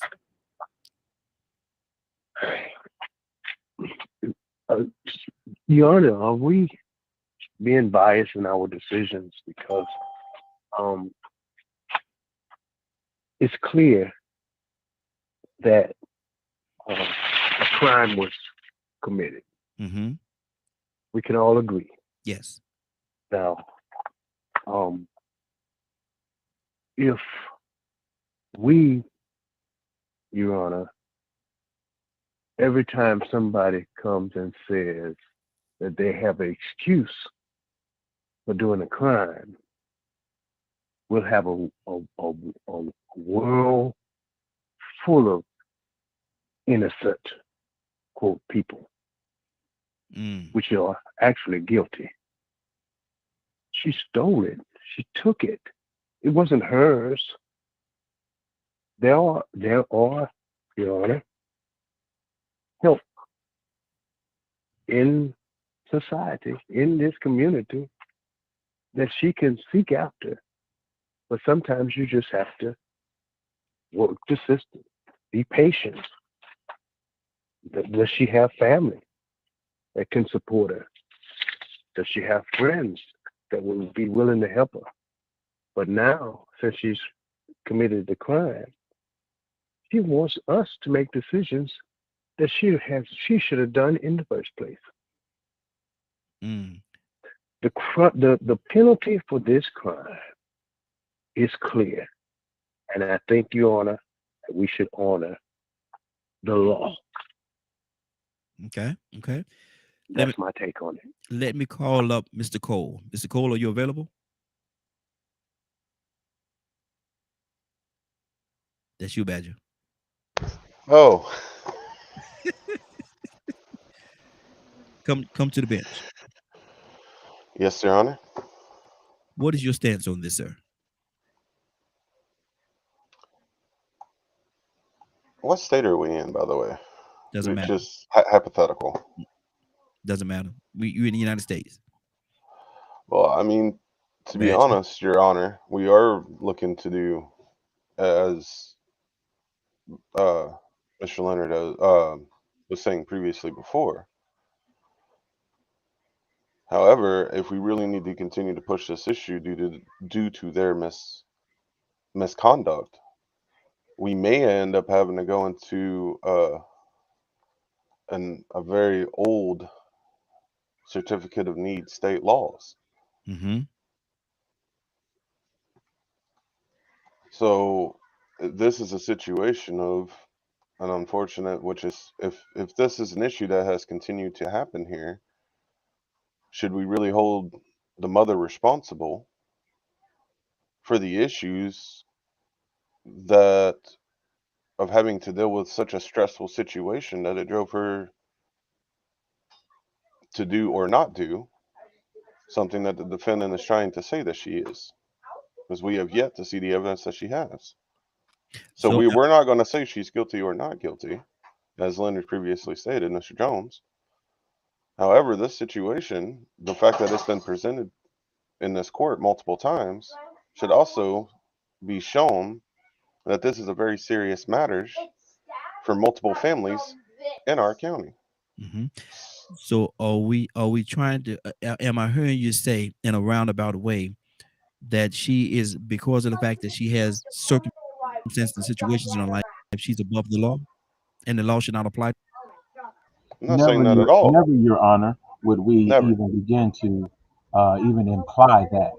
Mm-hmm. However, what we have before us right now is several issues related to prosecutorial misconduct, as well as we all agree that there is a better way to do this. Now, for Mm-hmm. whatever reason, if the prosecutor has this issue that may or may not be personal against my client, I think needs to be looked at a lot closer. We have had several cases of petty theft that have come through this court. This is a non-violent first offender type issue where we are working on a support system and getting her the services that she needed. But because of her situation, she was not able to get that before, which led her down this path. Now, I don't think we set a good precedent here in this court by, first of all, going against the laws that have already been established as it relates to the simple classification of this crime, which, provided by the law, could be dismissed at the mercy of this court.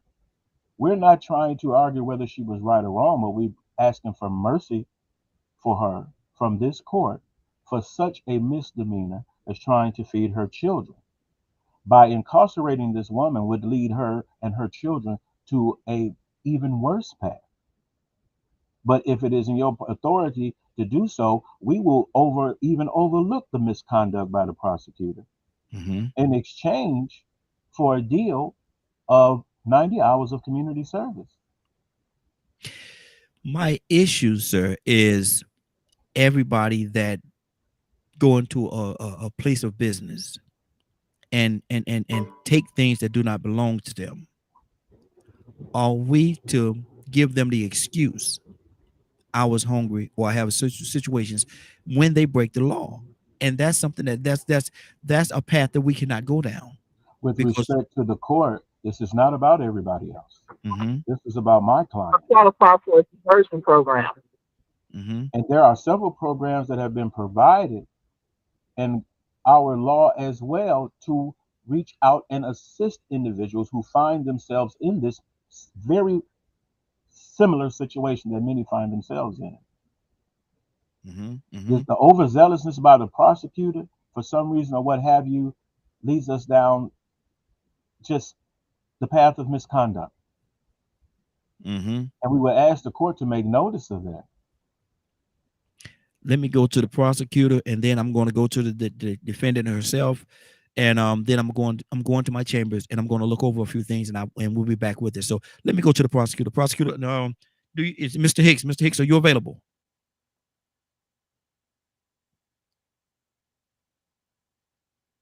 Mr. Jackson? Your Honor, I think from the very beginning, he pled guilty. She pled guilty. She was advised by attorney to plead guilty, and he pled on her behalf, or she pled guilty.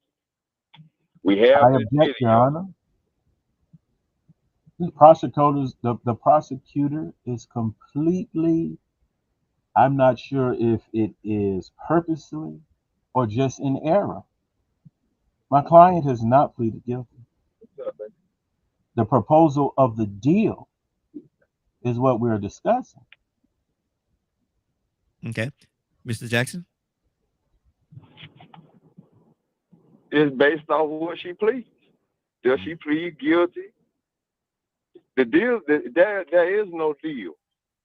As far as we know, we have her on video for stealing. She stole a certain amount of money. Not money, yeah, well, groceries or clothes or whatever. Like I said, because it's getting a little too long-winded for me. She has an offer based off what we have given her, unless she can give us a good reason. All of these things about her having children, I there are object, plenty Your of Honor. prisons with women delivering babies. I object, Your Honor. As you can see, the prosecutor once again is seeming to have some personal issue with my client. There's no personal issue. I'm repeating the same thing you said, Your Honor. I'm not holding the fact that she has children as something to I object, Your Honor. If to you would give ask her the lineage, court because reporter there to are read other back women, and if the we deal give that we her asked this for. lineage, Your Honor, I'm speaking right now. We just finished talking for 10 minutes.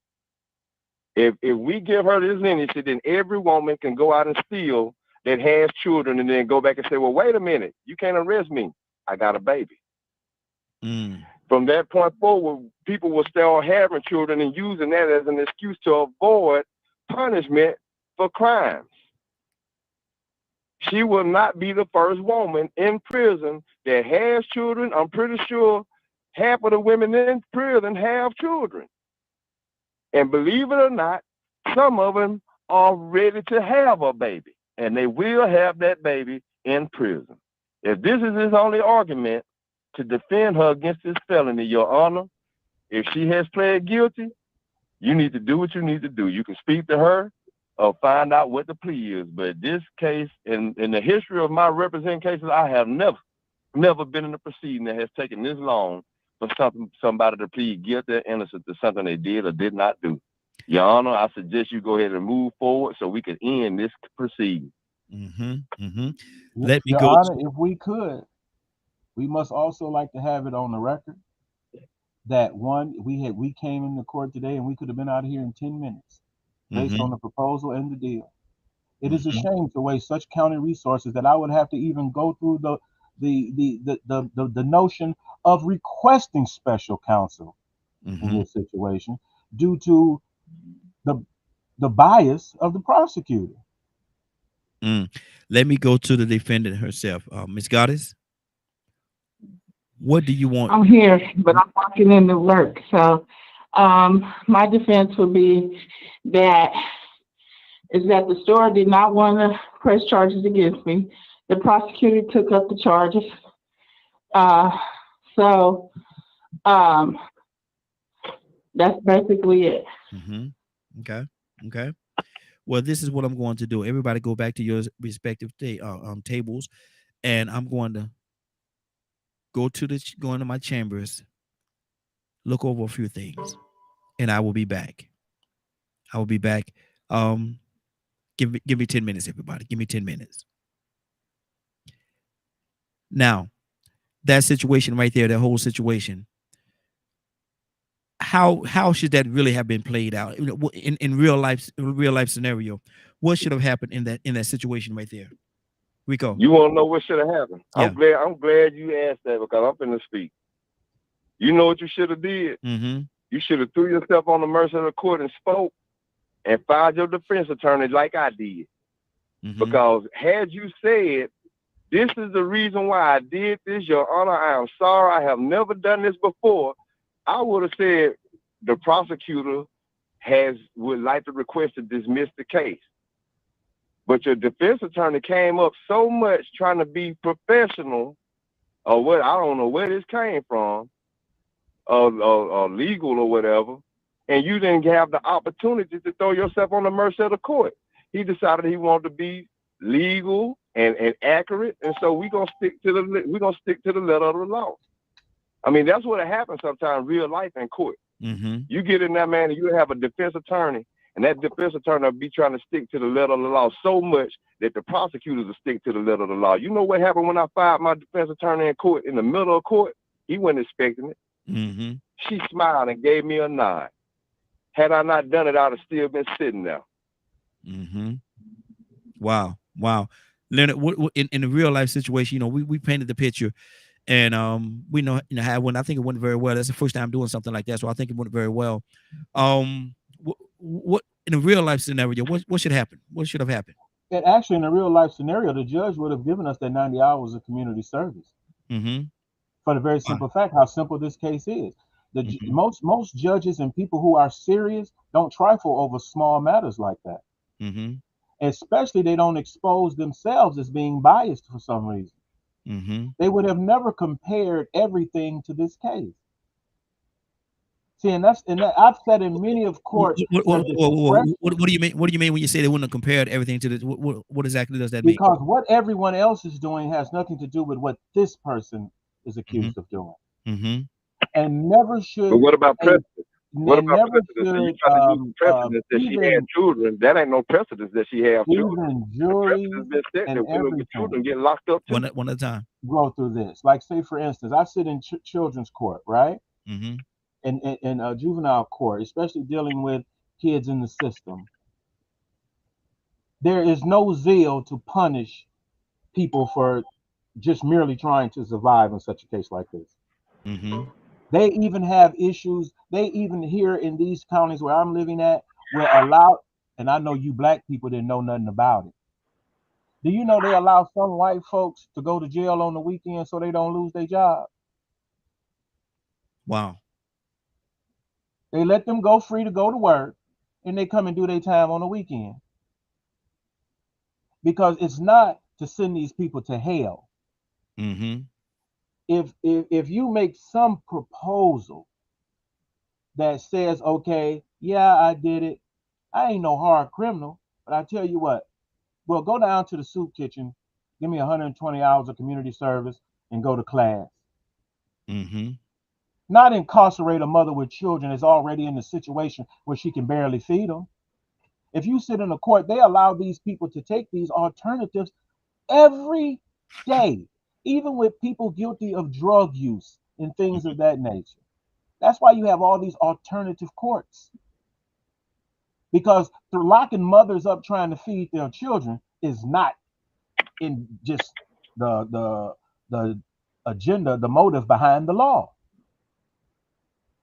If you go and you make amends and you ask for that mercy from the judge, you can even get it wiped off your record.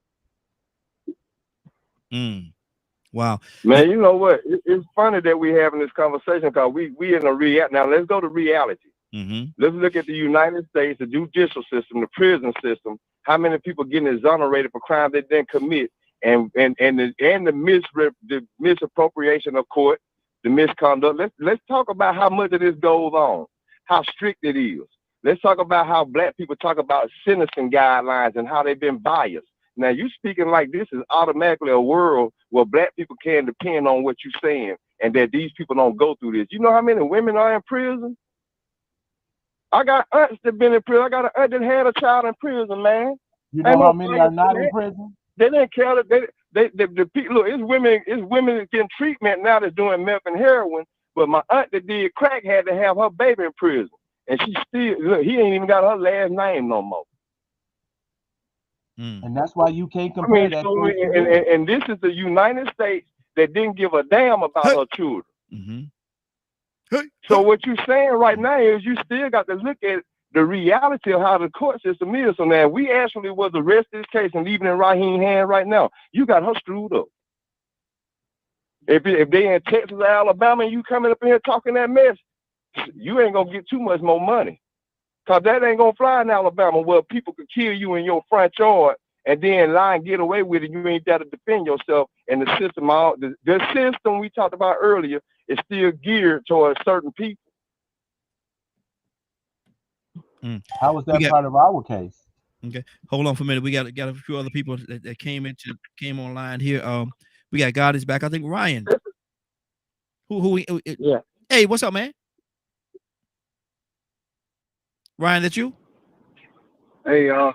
Yeah, it's me. Good morning. How you doing this How morning? y'all doing, family? Hey, doing good, doing good. What did you hear in that case?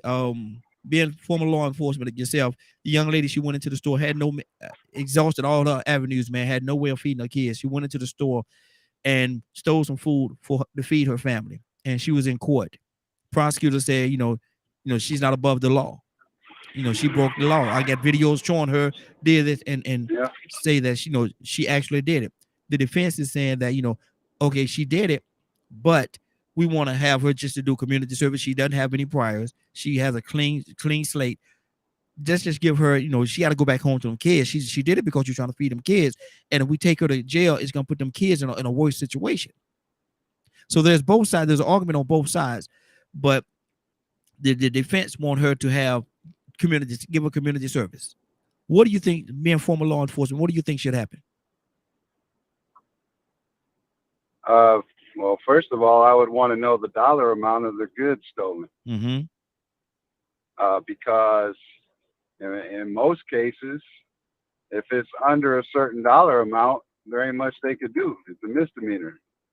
So sending her off to prison is a huge step in the wrong direction. Secondly, if I was an arresting officer and on the scene, I'd be having a chat with the store owner again about the goods stolen and asking that store owner wants to press the charges. And if we made it all the way to court, which it seems like you have, I'm just going to be real. Most judges are going to dismiss this, get the hell out of my courtroom, excuse my language, and stop wasting my time. Thank you, sir. Because so basically, hold on. Right. Let me. But are we forgetting the fact that the law, and the judges that are holding the law, are we forgetting the fact that the law was broken? What's going on? Right. I'm losing signal. Yeah, we did. We lost signal. I'm here now. Okay. Lost signal for a second. Okay. We driving, trying to stay warm up here. Oh, okay. Exactly. Be careful out there, don't man. have no power. So, are we forgetting the fact what did you say? Are we Ryan? forgetting the fact that the law was broken? No, absolutely not. You don't forget the fact that the law was broken, but in my experience, a petty theft, a trespassing, all of these misdemeanors that end up in front of a judge, the judge is just going to hand a ticket out and send that person on their way. We're not talking about incarceration time. And that's just my experience. I worked as a CO, so I did all the booking processes. I've been to the court. I've seen how these judges react to petty theft. I mean, unless you're talking about, hundreds of dollars of theft, or even thousands. I mean, there's certain states where, like I believe it's California, as long as it's under $150, you can't even stop them. Let's make it more clear. Law enforcement. Let's make it more clear so you can be definite. So we don't beat around the bush, because that's what happened. I don't steal, so I don't know about $200 being a misdemeanor or a felony or whatever. So we were just making believe. But let's put it on a felony level. Gotcha. Let's put it on the extent to where, it might be $10,000 or $20,000 worth of clothing, or food or whatever. Okay. Just put it on the felony level. A lot. So well, I did say a felony. Obviously, that's felony theft. That's a big deal, right? And that's a hard subject. Community service for $20,000. That's almost an infinite amount of community service. So man, she's already pregnant, or she just got children. She has children. Yeah, I mean, the law is the law. You stealing $20,000 worth of stuff, you going to jail. Ain't no ifs, ands, or buts about it, and ain't no workarounds.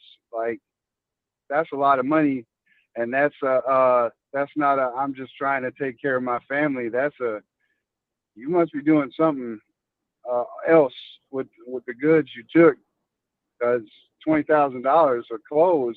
I don't even think I've spent that in my life. So, yeah, I mean, that person's obviously going to go to jail. The judge is not, I mean, he may have some leniency on as far as a sentence, maybe 6 months or whatever. You know, you could go to a work release program to where you are in jail at night and you working during the day. We had that at my facility where people would come in during the day. They would have to sleep at night in the facility, and then they would check out during the day. Someone would pick them up. They would go and do their work. Sometimes there was a little leniency so they could see their family for, you know, a few minutes, but then they'd have to be there sleeping in the facility at night. And I looked it up. Shoplifting items worth over $500 triggers a felony. And they say if it's done, if it's the person is caught multiple times, it does not have to be $500 because they've done it multiple times. They can actually, because of the fact that there's a repetitive thing that's happening with them, they can regardless of the amount, could be equal to felony. Right. And it allows for so much discretion. It's kind of like domestic abuse. Yeah. Okay. Let me go. Badger, what's on your heart, brother? I mean, it's the thing, felony versus misdemeanor. Now, are there cases where even for a misdemeanor, a person gets thrown in jail?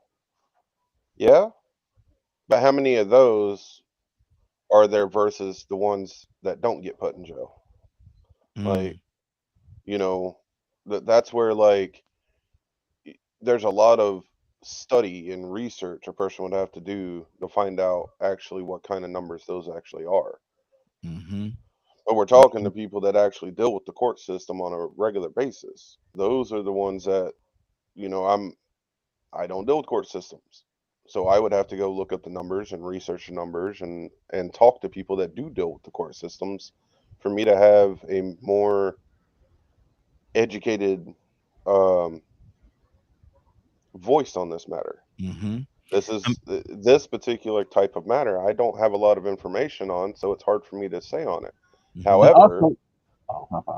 However, let's say I personally was the judge in that situation. If this is a one-time thing, I would be more lenient in that situation for anybody, for any human being, be it a mother or a father. However, I would also make sure that person is provided help in one way, shape, or form. And I'd also make sure that they go volunteer and things like that. But if I see that same person more, you know, whatever the law dictates, knowing the way that I am, I would put them in jail. After a certain point, no more. No more excuses, no more not. Okay. It was one thing to do it once. But you've done it more than once. And I know for a fact that there was people willing to help you, and I see that you were provided help, and yet you have still continued to do this behavior. Now, like, here it is. So, but once again, that's me. I don't know a lot about the laws on this, so all I can do is speak an opinion. Good deal.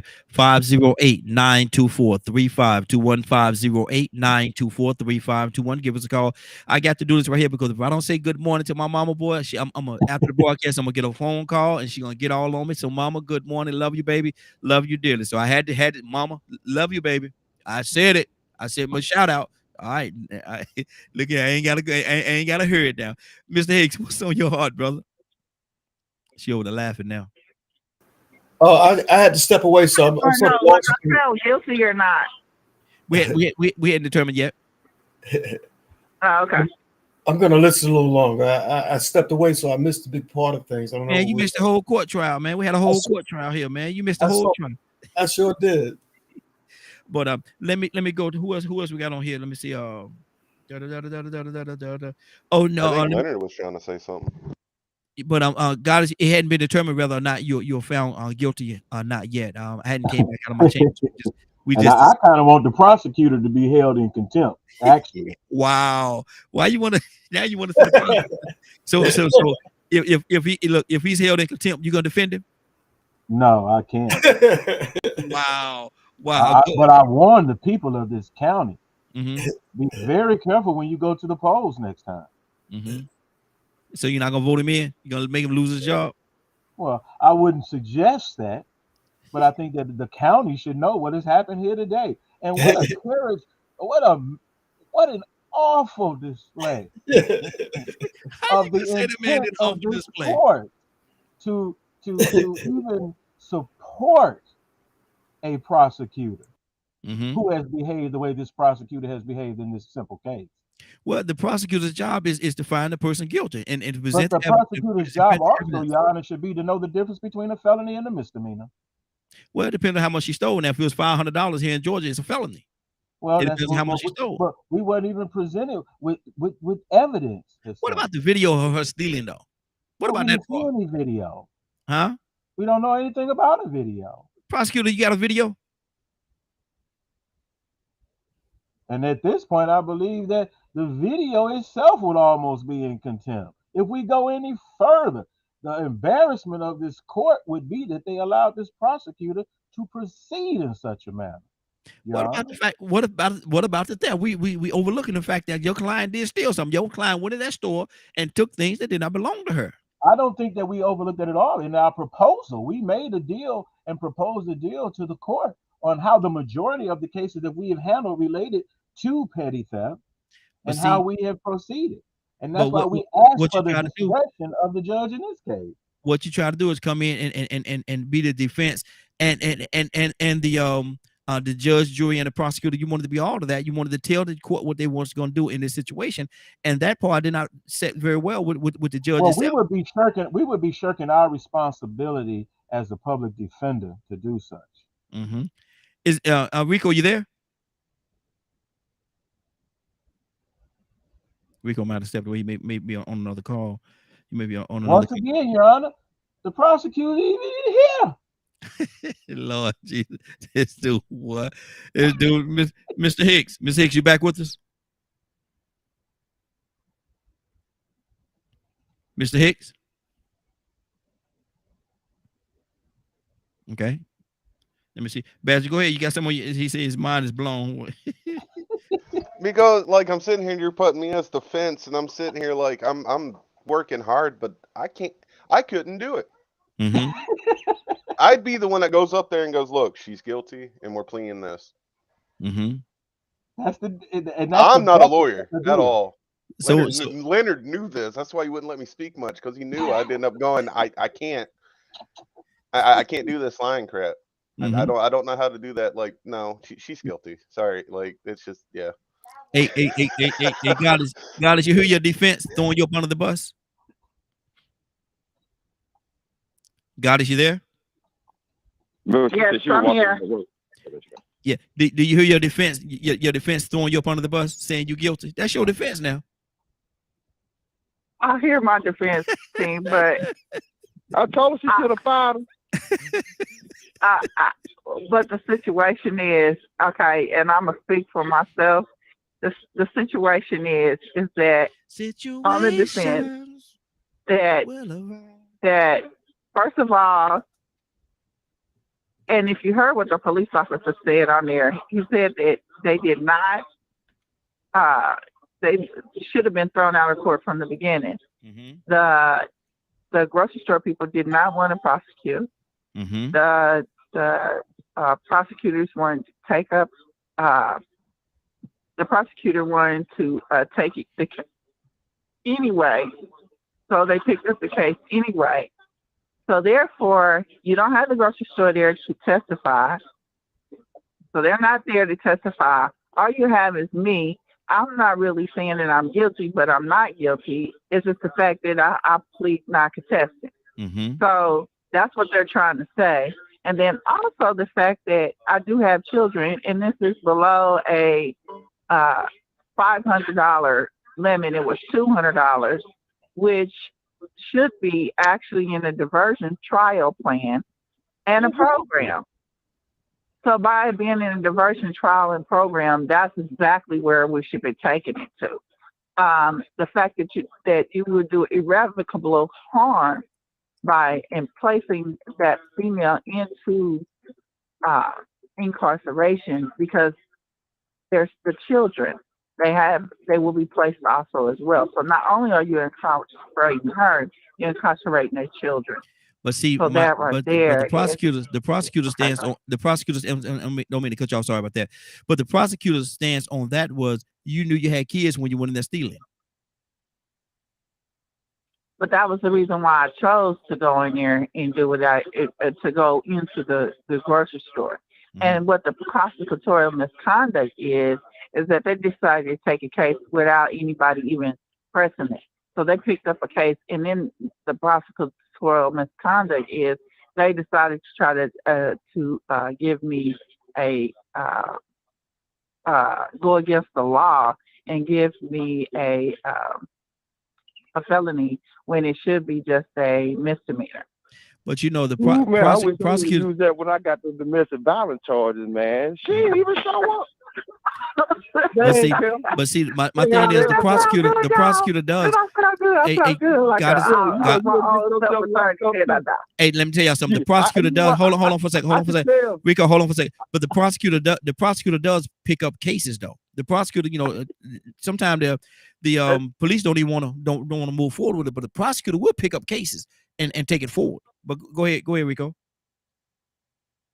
Yeah, that's what I was saying, man. Y'all got to remember some of these prosecutors are trying to build a career, and some of the judges, they're going to get one too, or some of them might get paid. Mm-hmm. Y'all remember that guy that got prosecuted for sending the little black boys to this camp for money? Yep.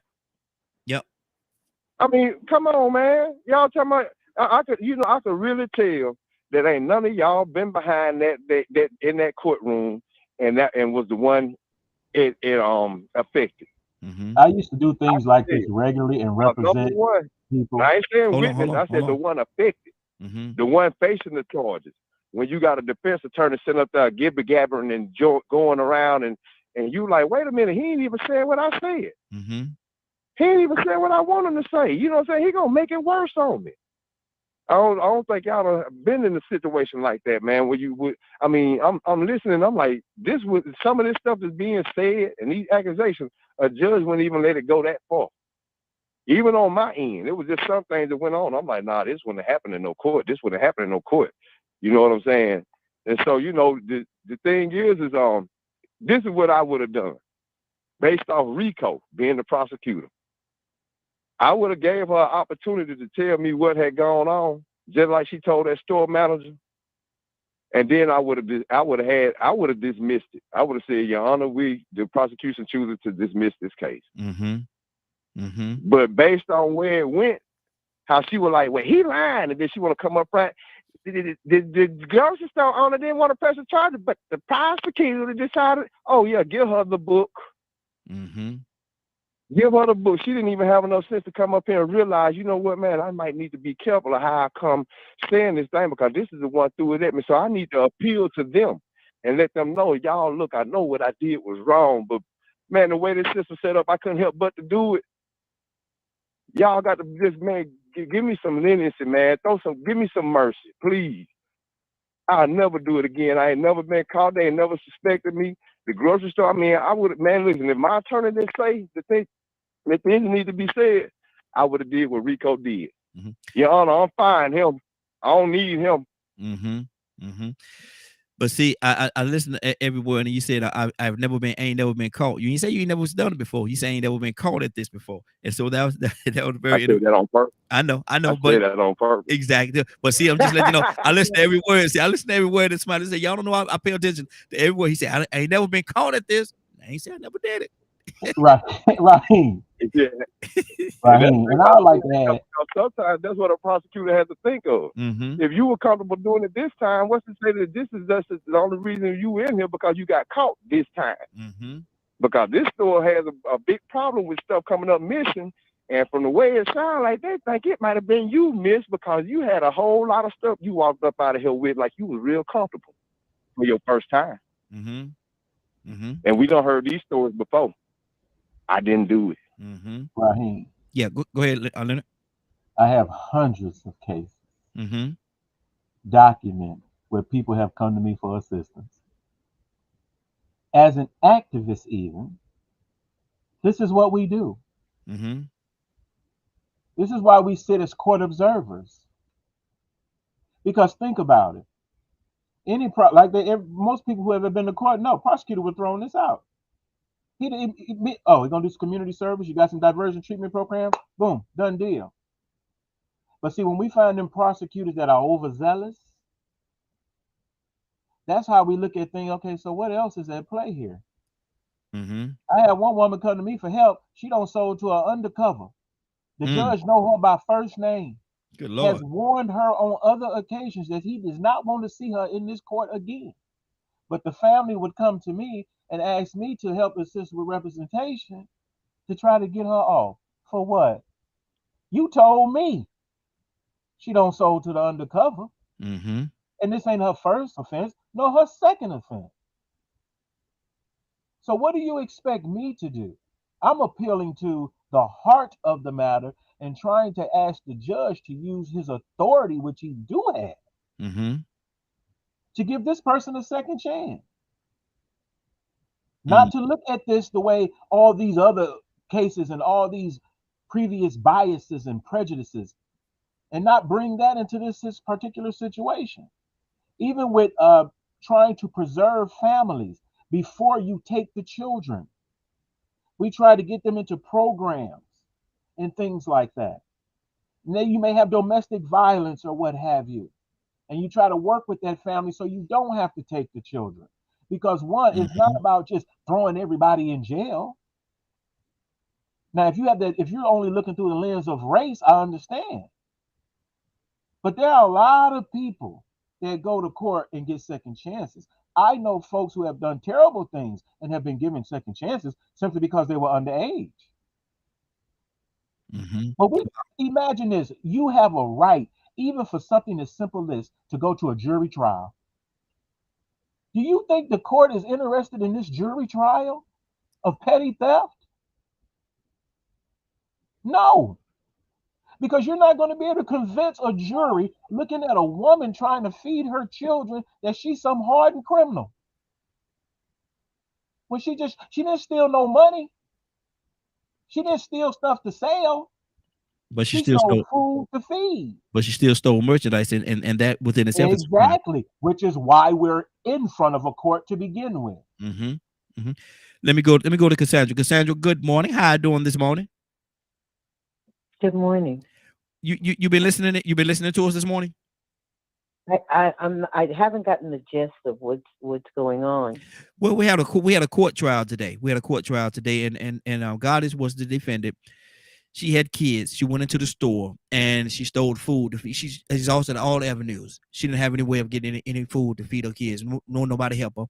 And so her last resort was to go into the store and steal some food. She got caught. And when she got caught, she went to court. The prosecutor is saying that, she did break the law, that she needed, be held. I'm putting it in a nutshell, had to be held to the count of the law. The defense is saying that, she don't have any priors. No priors at all. It's her first time doing something like that or getting caught for doing something like that.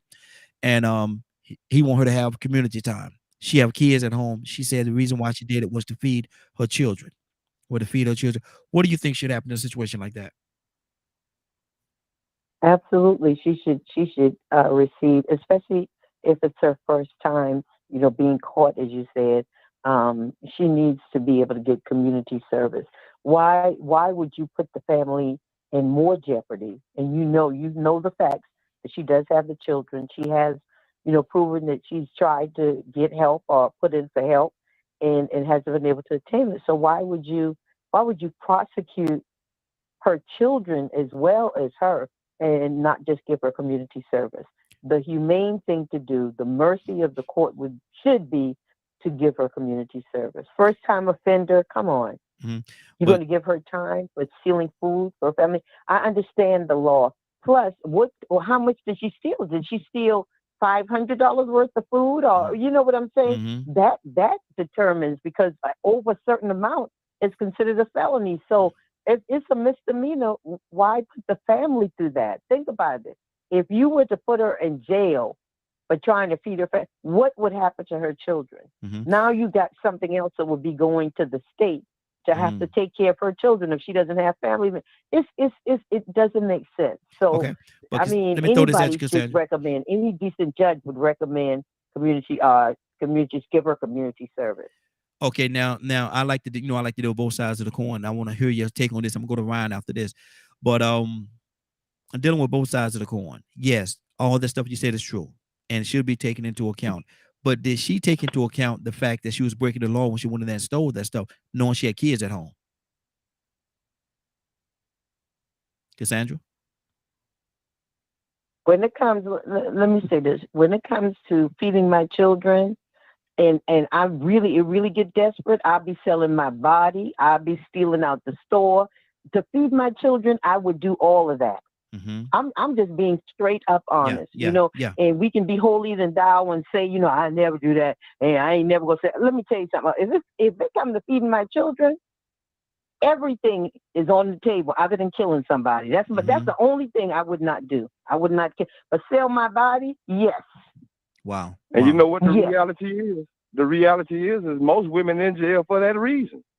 Which is the ones that's in there. You said they're in there for dope. So some of them in there for that exact reason. They got caught doing it. Yeah. I mean, that's the reality. Let's talk about all this diversion program. Let's talk about it. Let's talk about the prison system and how many it does need to be some diversion program. If we talking wishful thinking, this scenario we did, it was wishful thinking. But the fact of the matter is, what really exists is you got a lot of people locked up that shouldn't be locked up. And they living in conditions that force them to do those things. And a lot of people stand in front of that courtroom and say, well, this is the reason why I did it. And that overzealous prosecutor and that judge in that racket said, we don't care.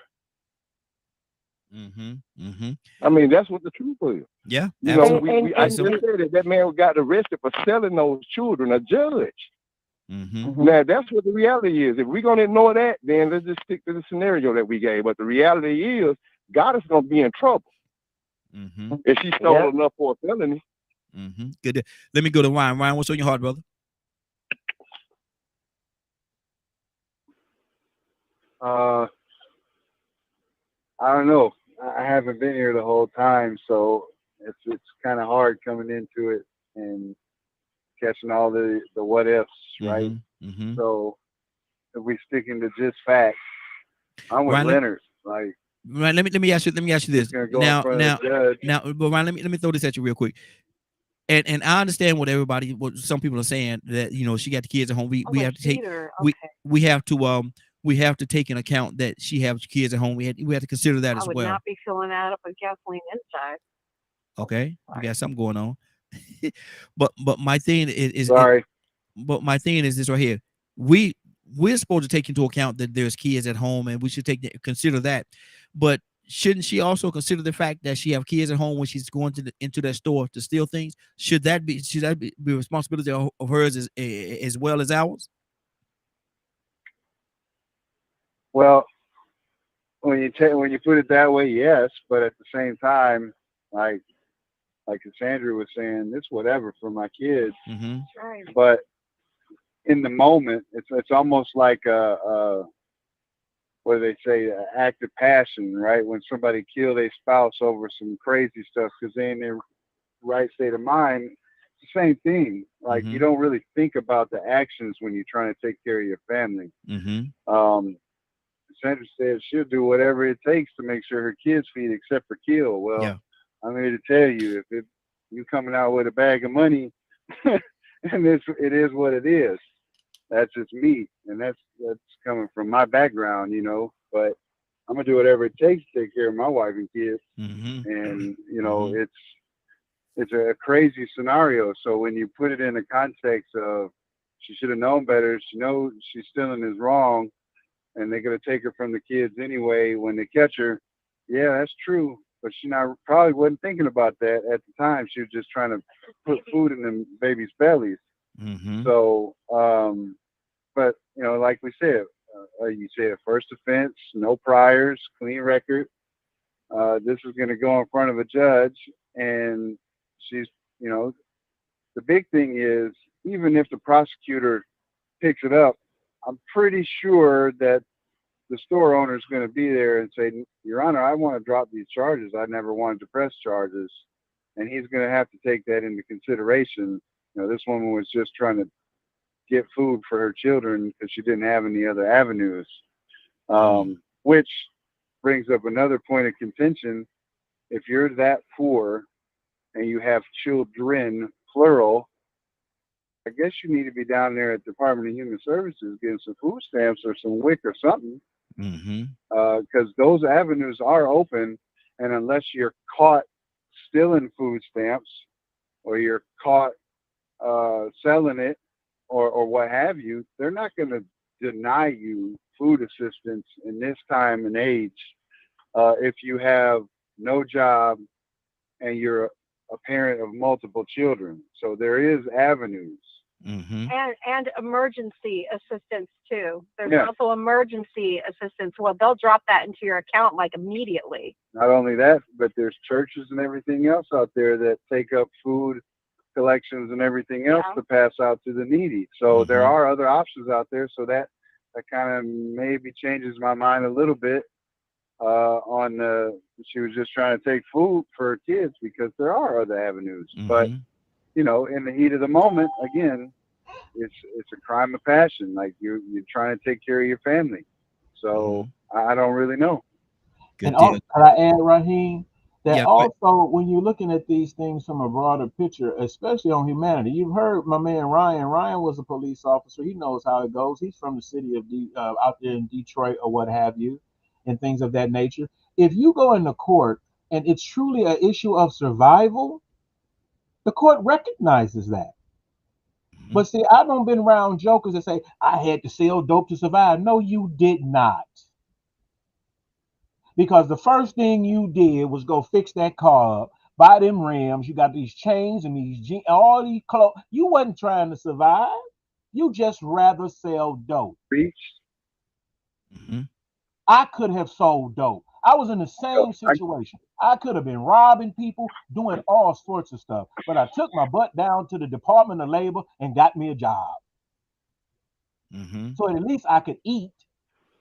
True. So this excuse that people have been using about survival has been exploited. You're not gonna tell me you talk doing it for survival. And you living in your grandmama house off her Social Security check, and you riding around with $4,000 worth of tires on the car. You're not gonna make a fool out of me like that. But like Ryan said, when these people, when really poor people get in trouble like that, and you look at the resources that are available, okay, man, why you don't have it used to be what ADC or TANF or anything like, you don't know anything about that? Well, we're gonna get somebody to help you with that. Because it's one thing to really have some people have no excuse except for they just want to do it. But there are other people who can go before that court and you see it in their face. They felt they had no other resort. They got, and let's clear it up. Most women are not in prison because of prostitution. You know, we have to stop generalizing so much, and we have to actually look at people's situation, and that's how we help them. Not by just lumping everybody together and lock them up and throw away the key. That's what we fighting against every day. But at some point, we never said, even in the case, it wasn't that we were saying she did or did not do it. We were asking for mercy because of why she did it.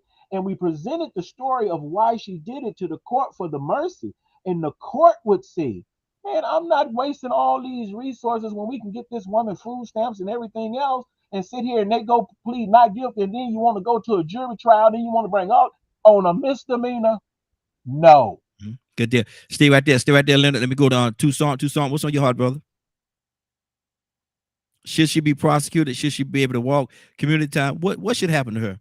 Now, Tucson, you was on the prosecutor team, but you don't have to be on the prosecutor team right now. You don't have to be on the prosecutor. You just tell what you think. What's on your heart?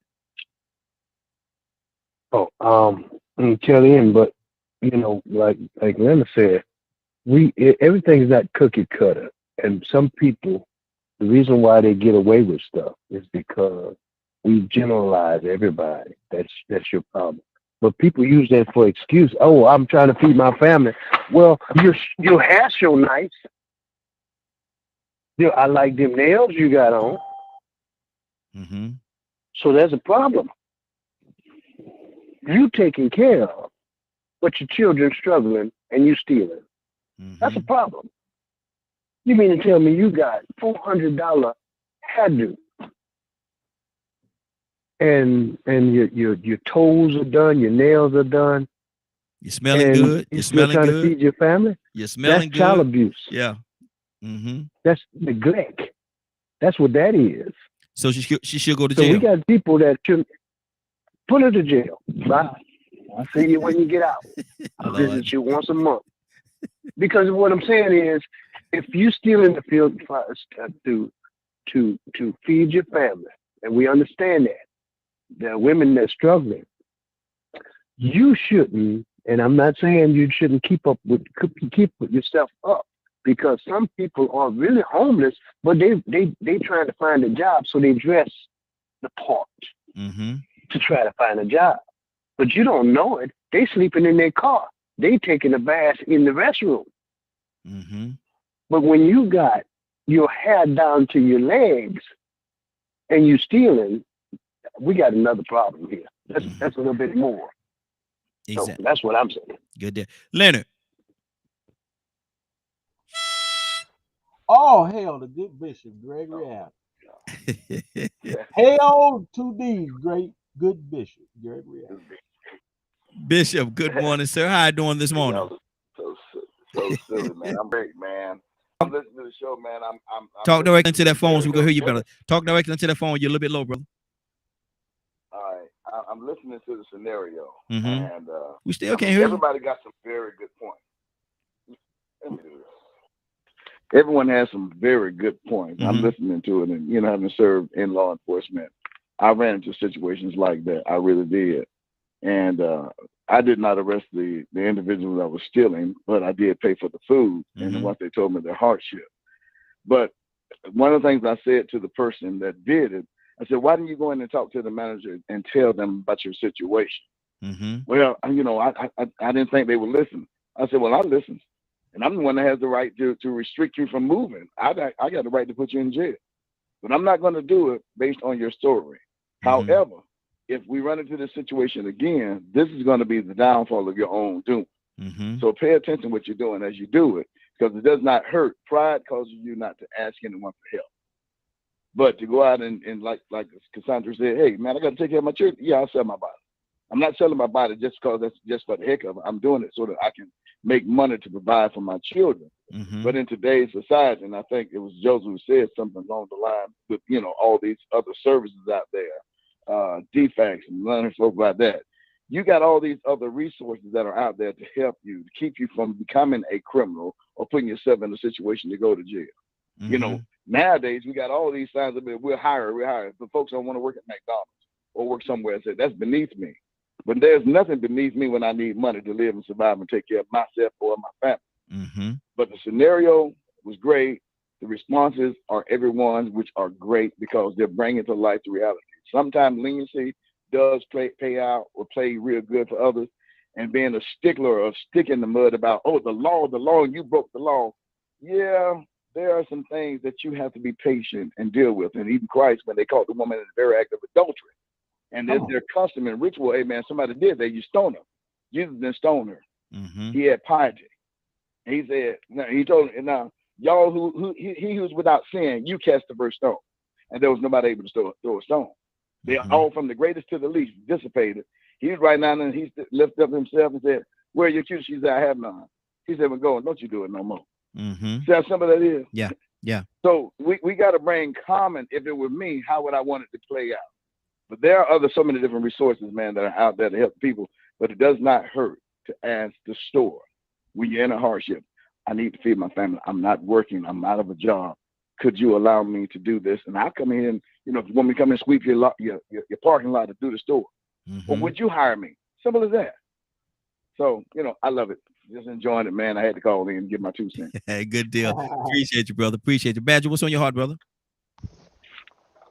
I was sitting here and I was thinking because No, that's there scary. are absolutely Go ahead, brother. because here's the thing I've run across, doing my best to help people is, and I've mentioned this before, I have come across people that you can offer them every ounce of help, telephone numbers, even make the calls for them to help them get into these systems so they can get the best help that they can get. And they go, no. Mm-hmm. And they continue doing the same old thing. Think about the person that's got cirrhosis of a health issue because they were drinking. And they were put in the hospital for it, right? Mm-hmm. And they're surrounded by people that want to help them, that's doing their best to help them. But that person's sitting there fighting the whole time. Mm-hmm. So that's why things need to be weighed. If with the scenario, now I'd probably be a little bit biased, I'll be honest. They come in driving a Lamborghini and all this other stuff, and they're sitting there, saying they ain't got money. Well, how in the world did you afford a Lamborghini? Mm-hmm. Did you just lose your job? Like what's up? Like what happened? That's a very expensive car to drive. Sell it. So, but at the same time, there's families that are in really messed up situations where they're applying for that help. Mm-hmm. Like how would you feel if all of a sudden your livelihood, let's say you use physical strength, right, doing construction work and stuff, and all of a sudden that was just taken from you one day? You just couldn't do it anymore, and you're sitting there reaching for help while you're trying to find a way or a means to gain things, and the state tells your wife, like, now you're in a wheelchair and everything, right? Mm-hmm. And she's having to be a stay-at-home caregiver. How would you feel if the state tells you, well, that's your wife, that's what she needs to do? Wow. And doesn't let her get access to health care? Mm-hmm. There's a lot of little bells on this thing, man. There's a lot of Right. bells. So I'm not giving, and this isn't an excuse by no means. This is an example of the amount of stress that even our young people are growing up into. Mm-hmm. Yes, there is a lot of things out there that a person can apply for. It took me and my wife 5 years to find my wife a decent therapist. And guess what we just found out yesterday? After about 2 months, that person's moving on from that nonprofit, and there's nobody else there that's trained in the therapy that my wife needs. Wow. So she's going to have to go without again.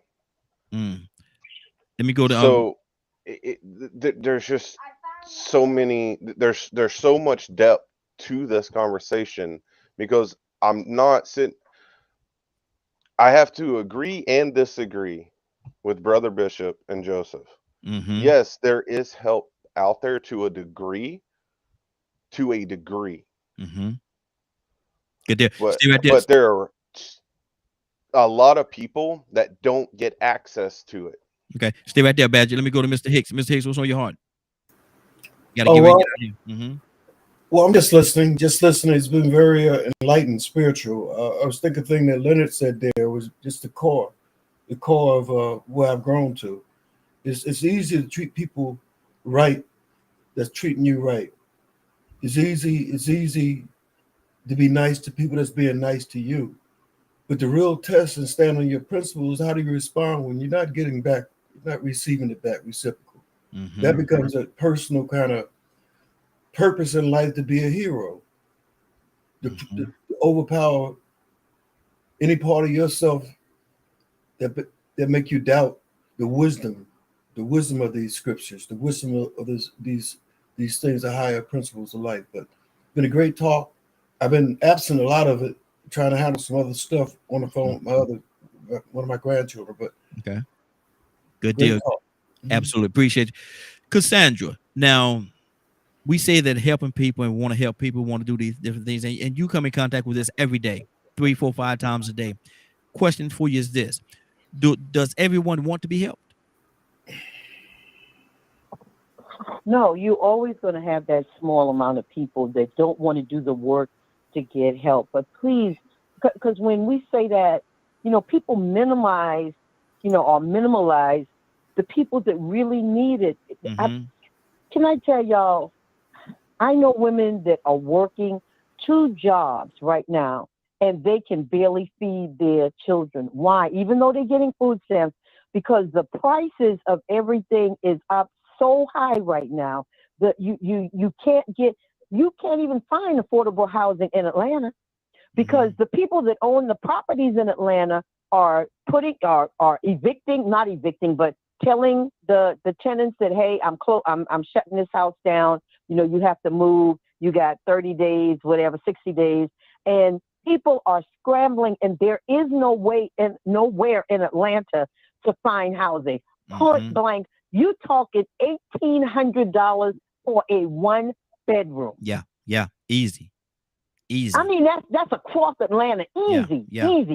And I live in the city of Atlanta, and I'm telling you, that's what it is. So what are we supposed to do when people are being displaced? Come on, tell me, you working 2 jobs, doing everything you know to do, and even within the system, there is no. Y'all can say there's help if you want to, but tell me the people that I know that I'm dealing with and that I talk to on a daily basis that can't even find housing, because they can't afford it. Period. Wow. Point blank. Wow, that's true. That's true. Rico? Yeah, man. You know what I'm saying? Once again, a lot of the things people said, that's the way it should be. And then a lot of things that people said on here is the way that it really is. So, I was looking, man. You remember Winona Ryder, that actress, got arrested for shoplifting? Stole $5,500 worth of merchandise out of Saks Fifth Avenue. Yep. She did that time. She stole sweaters and socks. She ain't steal no jewelry. She didn't need it, though. She was that rich woman Badger was talking about. Well, at least we think she's rich because she was famous. But, everybody might not be as wealthy as what you think, because they have infamy. But she got infamy for that, too. And she went through the same court system that if you go and throw yourself on the mercy of the court, they'll give you some mercy. And, I'm listening to what people were saying, and I'm like, you know what? That's the way it should be. Like what Leonard was saying that earlier, that's the way it should be. But the reality is, we got a movement about this thing called judicial reform. It's a movement about that because of the fact that you have people in the judicial system that have been abusing it and taking advantage of people and not having any compassion. I asked the question earlier, does the justice system have any love, respect, and compassion in it? Is it fair, honestly? Because if it is, judicial reform is an imagination. We just been dreaming for the last 5 or 10 years. Affluenza ain't real. Oh, did I say affluenza? But then Winona Ryder go to jail? Well, she didn't get affluenza. See, this is the thing about it. Everything is not cookie cutter. But then you ask, we do still have some very obvious realities that sometimes we choose to acknowledge because we choose to argue one side of things. I try to argue both sides of it and then look at the reality, the most likelihood of how things work. And I know so many women that's been in prison that have children. I'm pretty sure, like I said, most of the women that's in prison right now are probably grown because they're in prison. And I'm willing to bet the bank that 75% of them got some children. The court didn't have no mercy for that. Then you say, well, you know what? Did she take into consideration that she had children before she did the stealing? Yes, she did. That's why she stole. She stole because she got the children. Sometimes do people not want help? Yeah, sometimes people don't want help. And then sometimes people get help, but it ain't enough. It still ain't enough. There's been people on here, man, anything I could do to help you, Rico. I said, I know what you're going through with your son. Anything I could do that, man, if you ain't willing to put a gun on your shoulder or put some money in my bank account and buy me an attorney,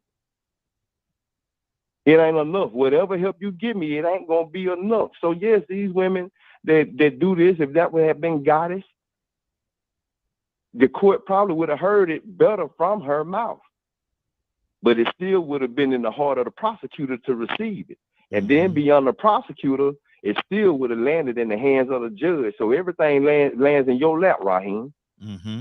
What would you have liked to hear to give her of something that was more humane? What did you need to hear from the defense, from the prosecutor, or from the actual defendant? Because you are the last judge. The big J. You could dismiss it yourself. Yep, throw it out. But it would still be so much that you would need to hear for you to understand that maybe she ain't drive that Lamborghini out there in that parking lot. Wow, that's good. See, if she drove that Lamborghini in that parking lot, it would maybe if you saw a Lamborghini in the parking lot and you just automatically assume, I wonder is that her? It would behoove her to get in front of that courtroom and say, Your Honor, I am broke down and poor. Have you seen that movie Set It Off? That was me. I knew it was some trouble involved, but I had to take that risk because in the fact that I was considering that I could go to jail, and I considered that I had children that I could be taken away from, I also considered that they didn't have nothing on their stomach but air. And it was food and water. I mean, we need some food. So I took a risk and I took a chance, like they did on Set It Off. So yeah, I think, we can't ignore the fact that she didn't have her children in consideration when she committed the crime, because that was the reason why she committed it. That was the ultimate consideration. She just had a choice to make.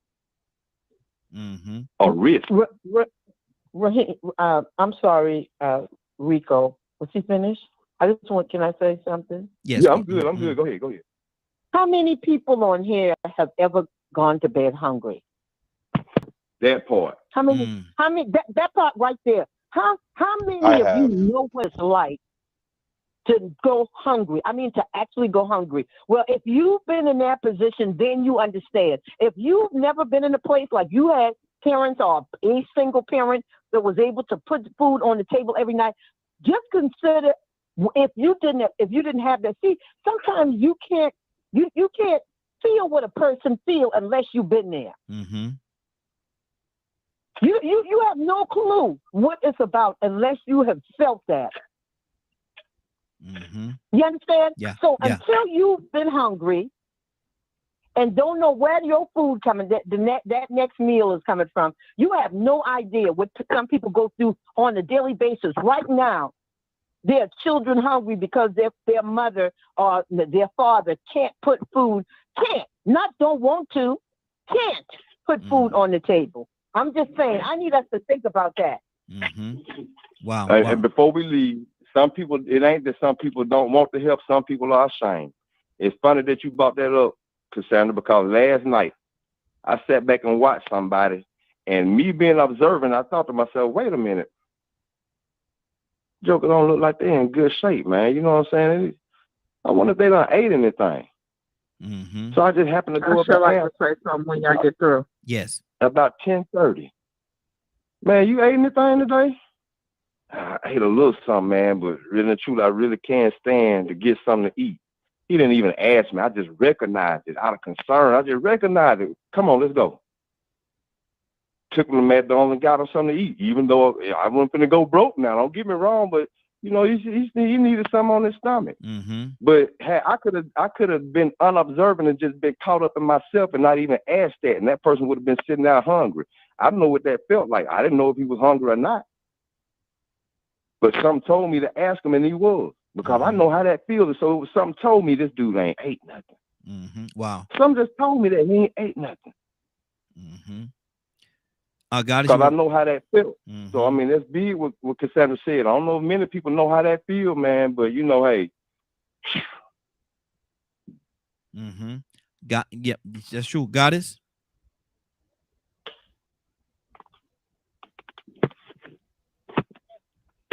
Hi, yes. I wanted to talk about that. Hunger is very real. And it's masked over because people don't want to, as me being a bus driver for the city, I do a lot, and our mayor made our our bus is free. So we get a lot of homeless just to get on our bus and to stay warm. And so with like when I get paid, my thing is I buy pizza and I buy like a couple things of pizza just to give people something to eat. And you wouldn't believe how many people are out here homeless. And it's not the fact that they don't have ID, so they can't get services. These are some of the wraparound programs that are problems that assist that the wraparound program should be doing. People don't have ID to go get assistance. Yeah. If you become homeless, you're vulnerable out here to the element of your stuff being stolen. So that's another issue. Mothers with kids don't really want to go tell somebody that they're homeless because their kids will be taking their place into the system. Say that. A lot of Say that, people, goddess. Wow. a lot of Say people that. are not understanding this is a deep situation. Also, I remember it was a time my daughter, she was born on a breathing machine.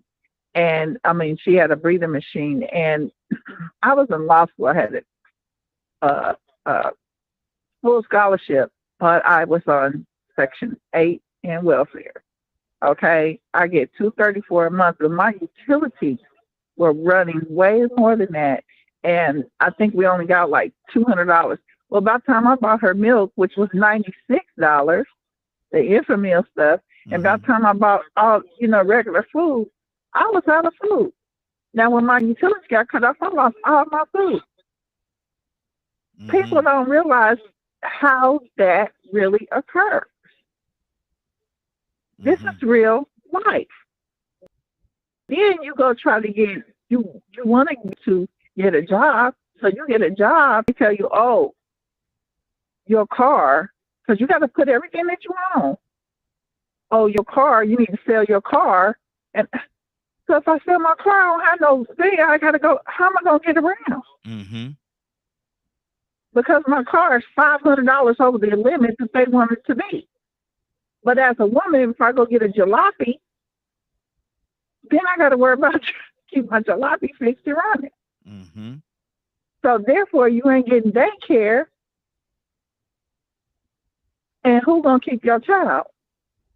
These are things that people limit. And it's not that they give up. It's not that they give up. They've been told no so many times that nobody's telling them yes.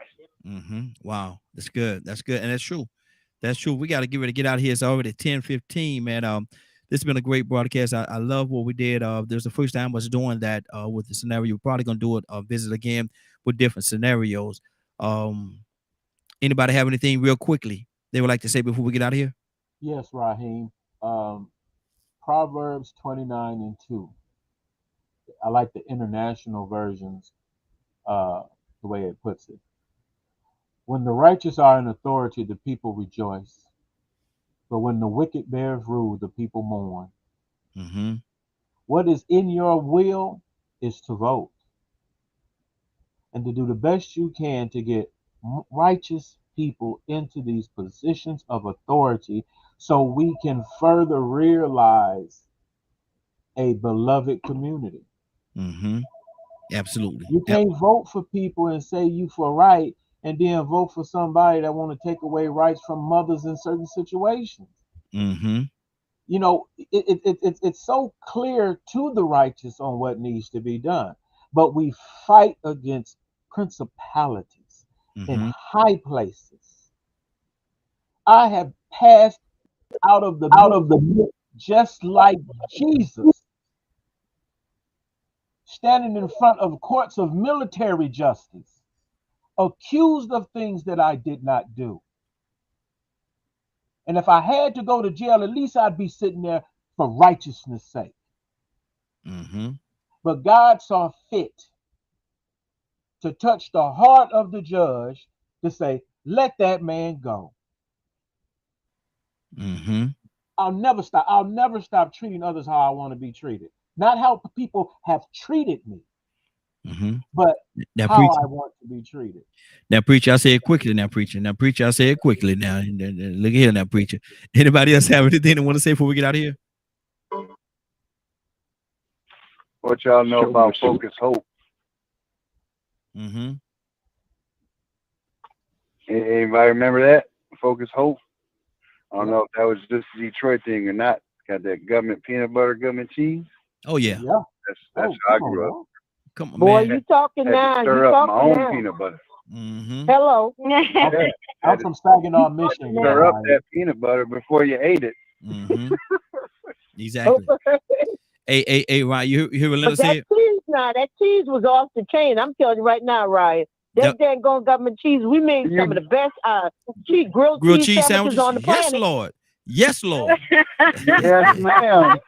Hey. Yes, ma'am. And we had to use a coat hanger to do it. Mm-hmm. Exactly. You heard what Leonard said? He said he's from Saginaw, Michigan. He said he definitely know about that. Yes, You sir. still get it here and now. So in a few places they still got it, but it ain't as abundant as it used to be. Man, I wish I knew somewhere to have. I go buy bet me you that peanut butter from the 80s.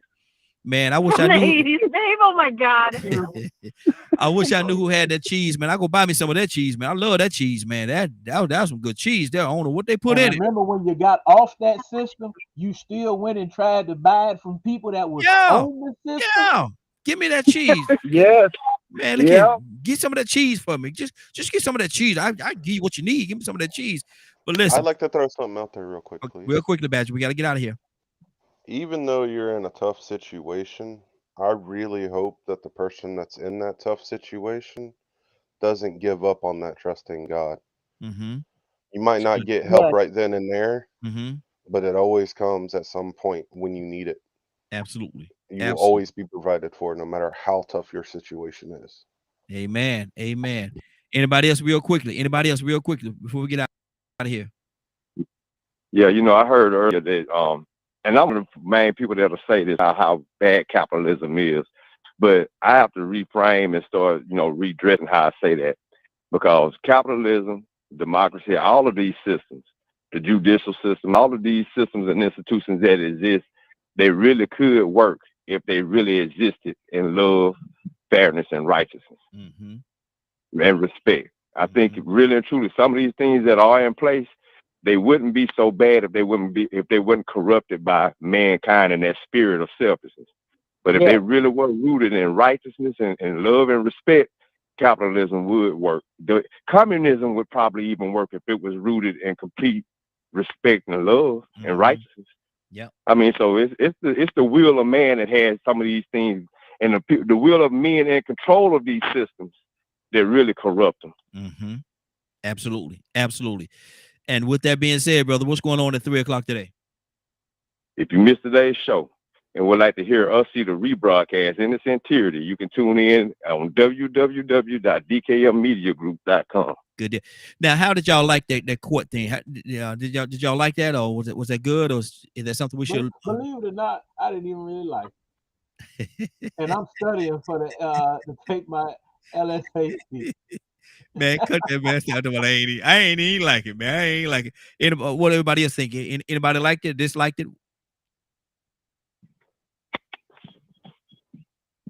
Nobody. I think it was good. Good deal. I think it was good. It's a different scenario from the day to day for sure. Yeah, exactly. Add something different in there. There you go. Good deal. Let me see. Toussaint, are you there? Yeah. Let me see. Toussaint. I gotta say it like that. But pray us out, brother. Okay, God, Father, we thank you. We give you praise, honor, and glory. Just for who you are. And God, help us. We thank you for this conversation and this panel and the listeners, that you would allow us to show mercy right where we are. Give us your mercy and give us your grace. Bless us as we go through this day. Keep us in your care. In Jesus' name, amen.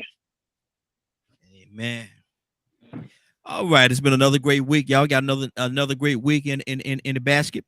I want to thank everybody for joining us. And more than that, I want to thank you for allowing DK Media Group and Associates and the Morning Glow for being a part of your morning. It is now 10:21. You're about to exit the Morning Glow. But before you go, I want you to do me.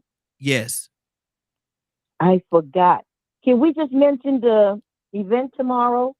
Yeah, you know we can, right? But she gonna come right in the middle of my closing. I'm in the middle. I know, man. I'm so tired. I forgot. You know you need to have them announcements in before Sunday service.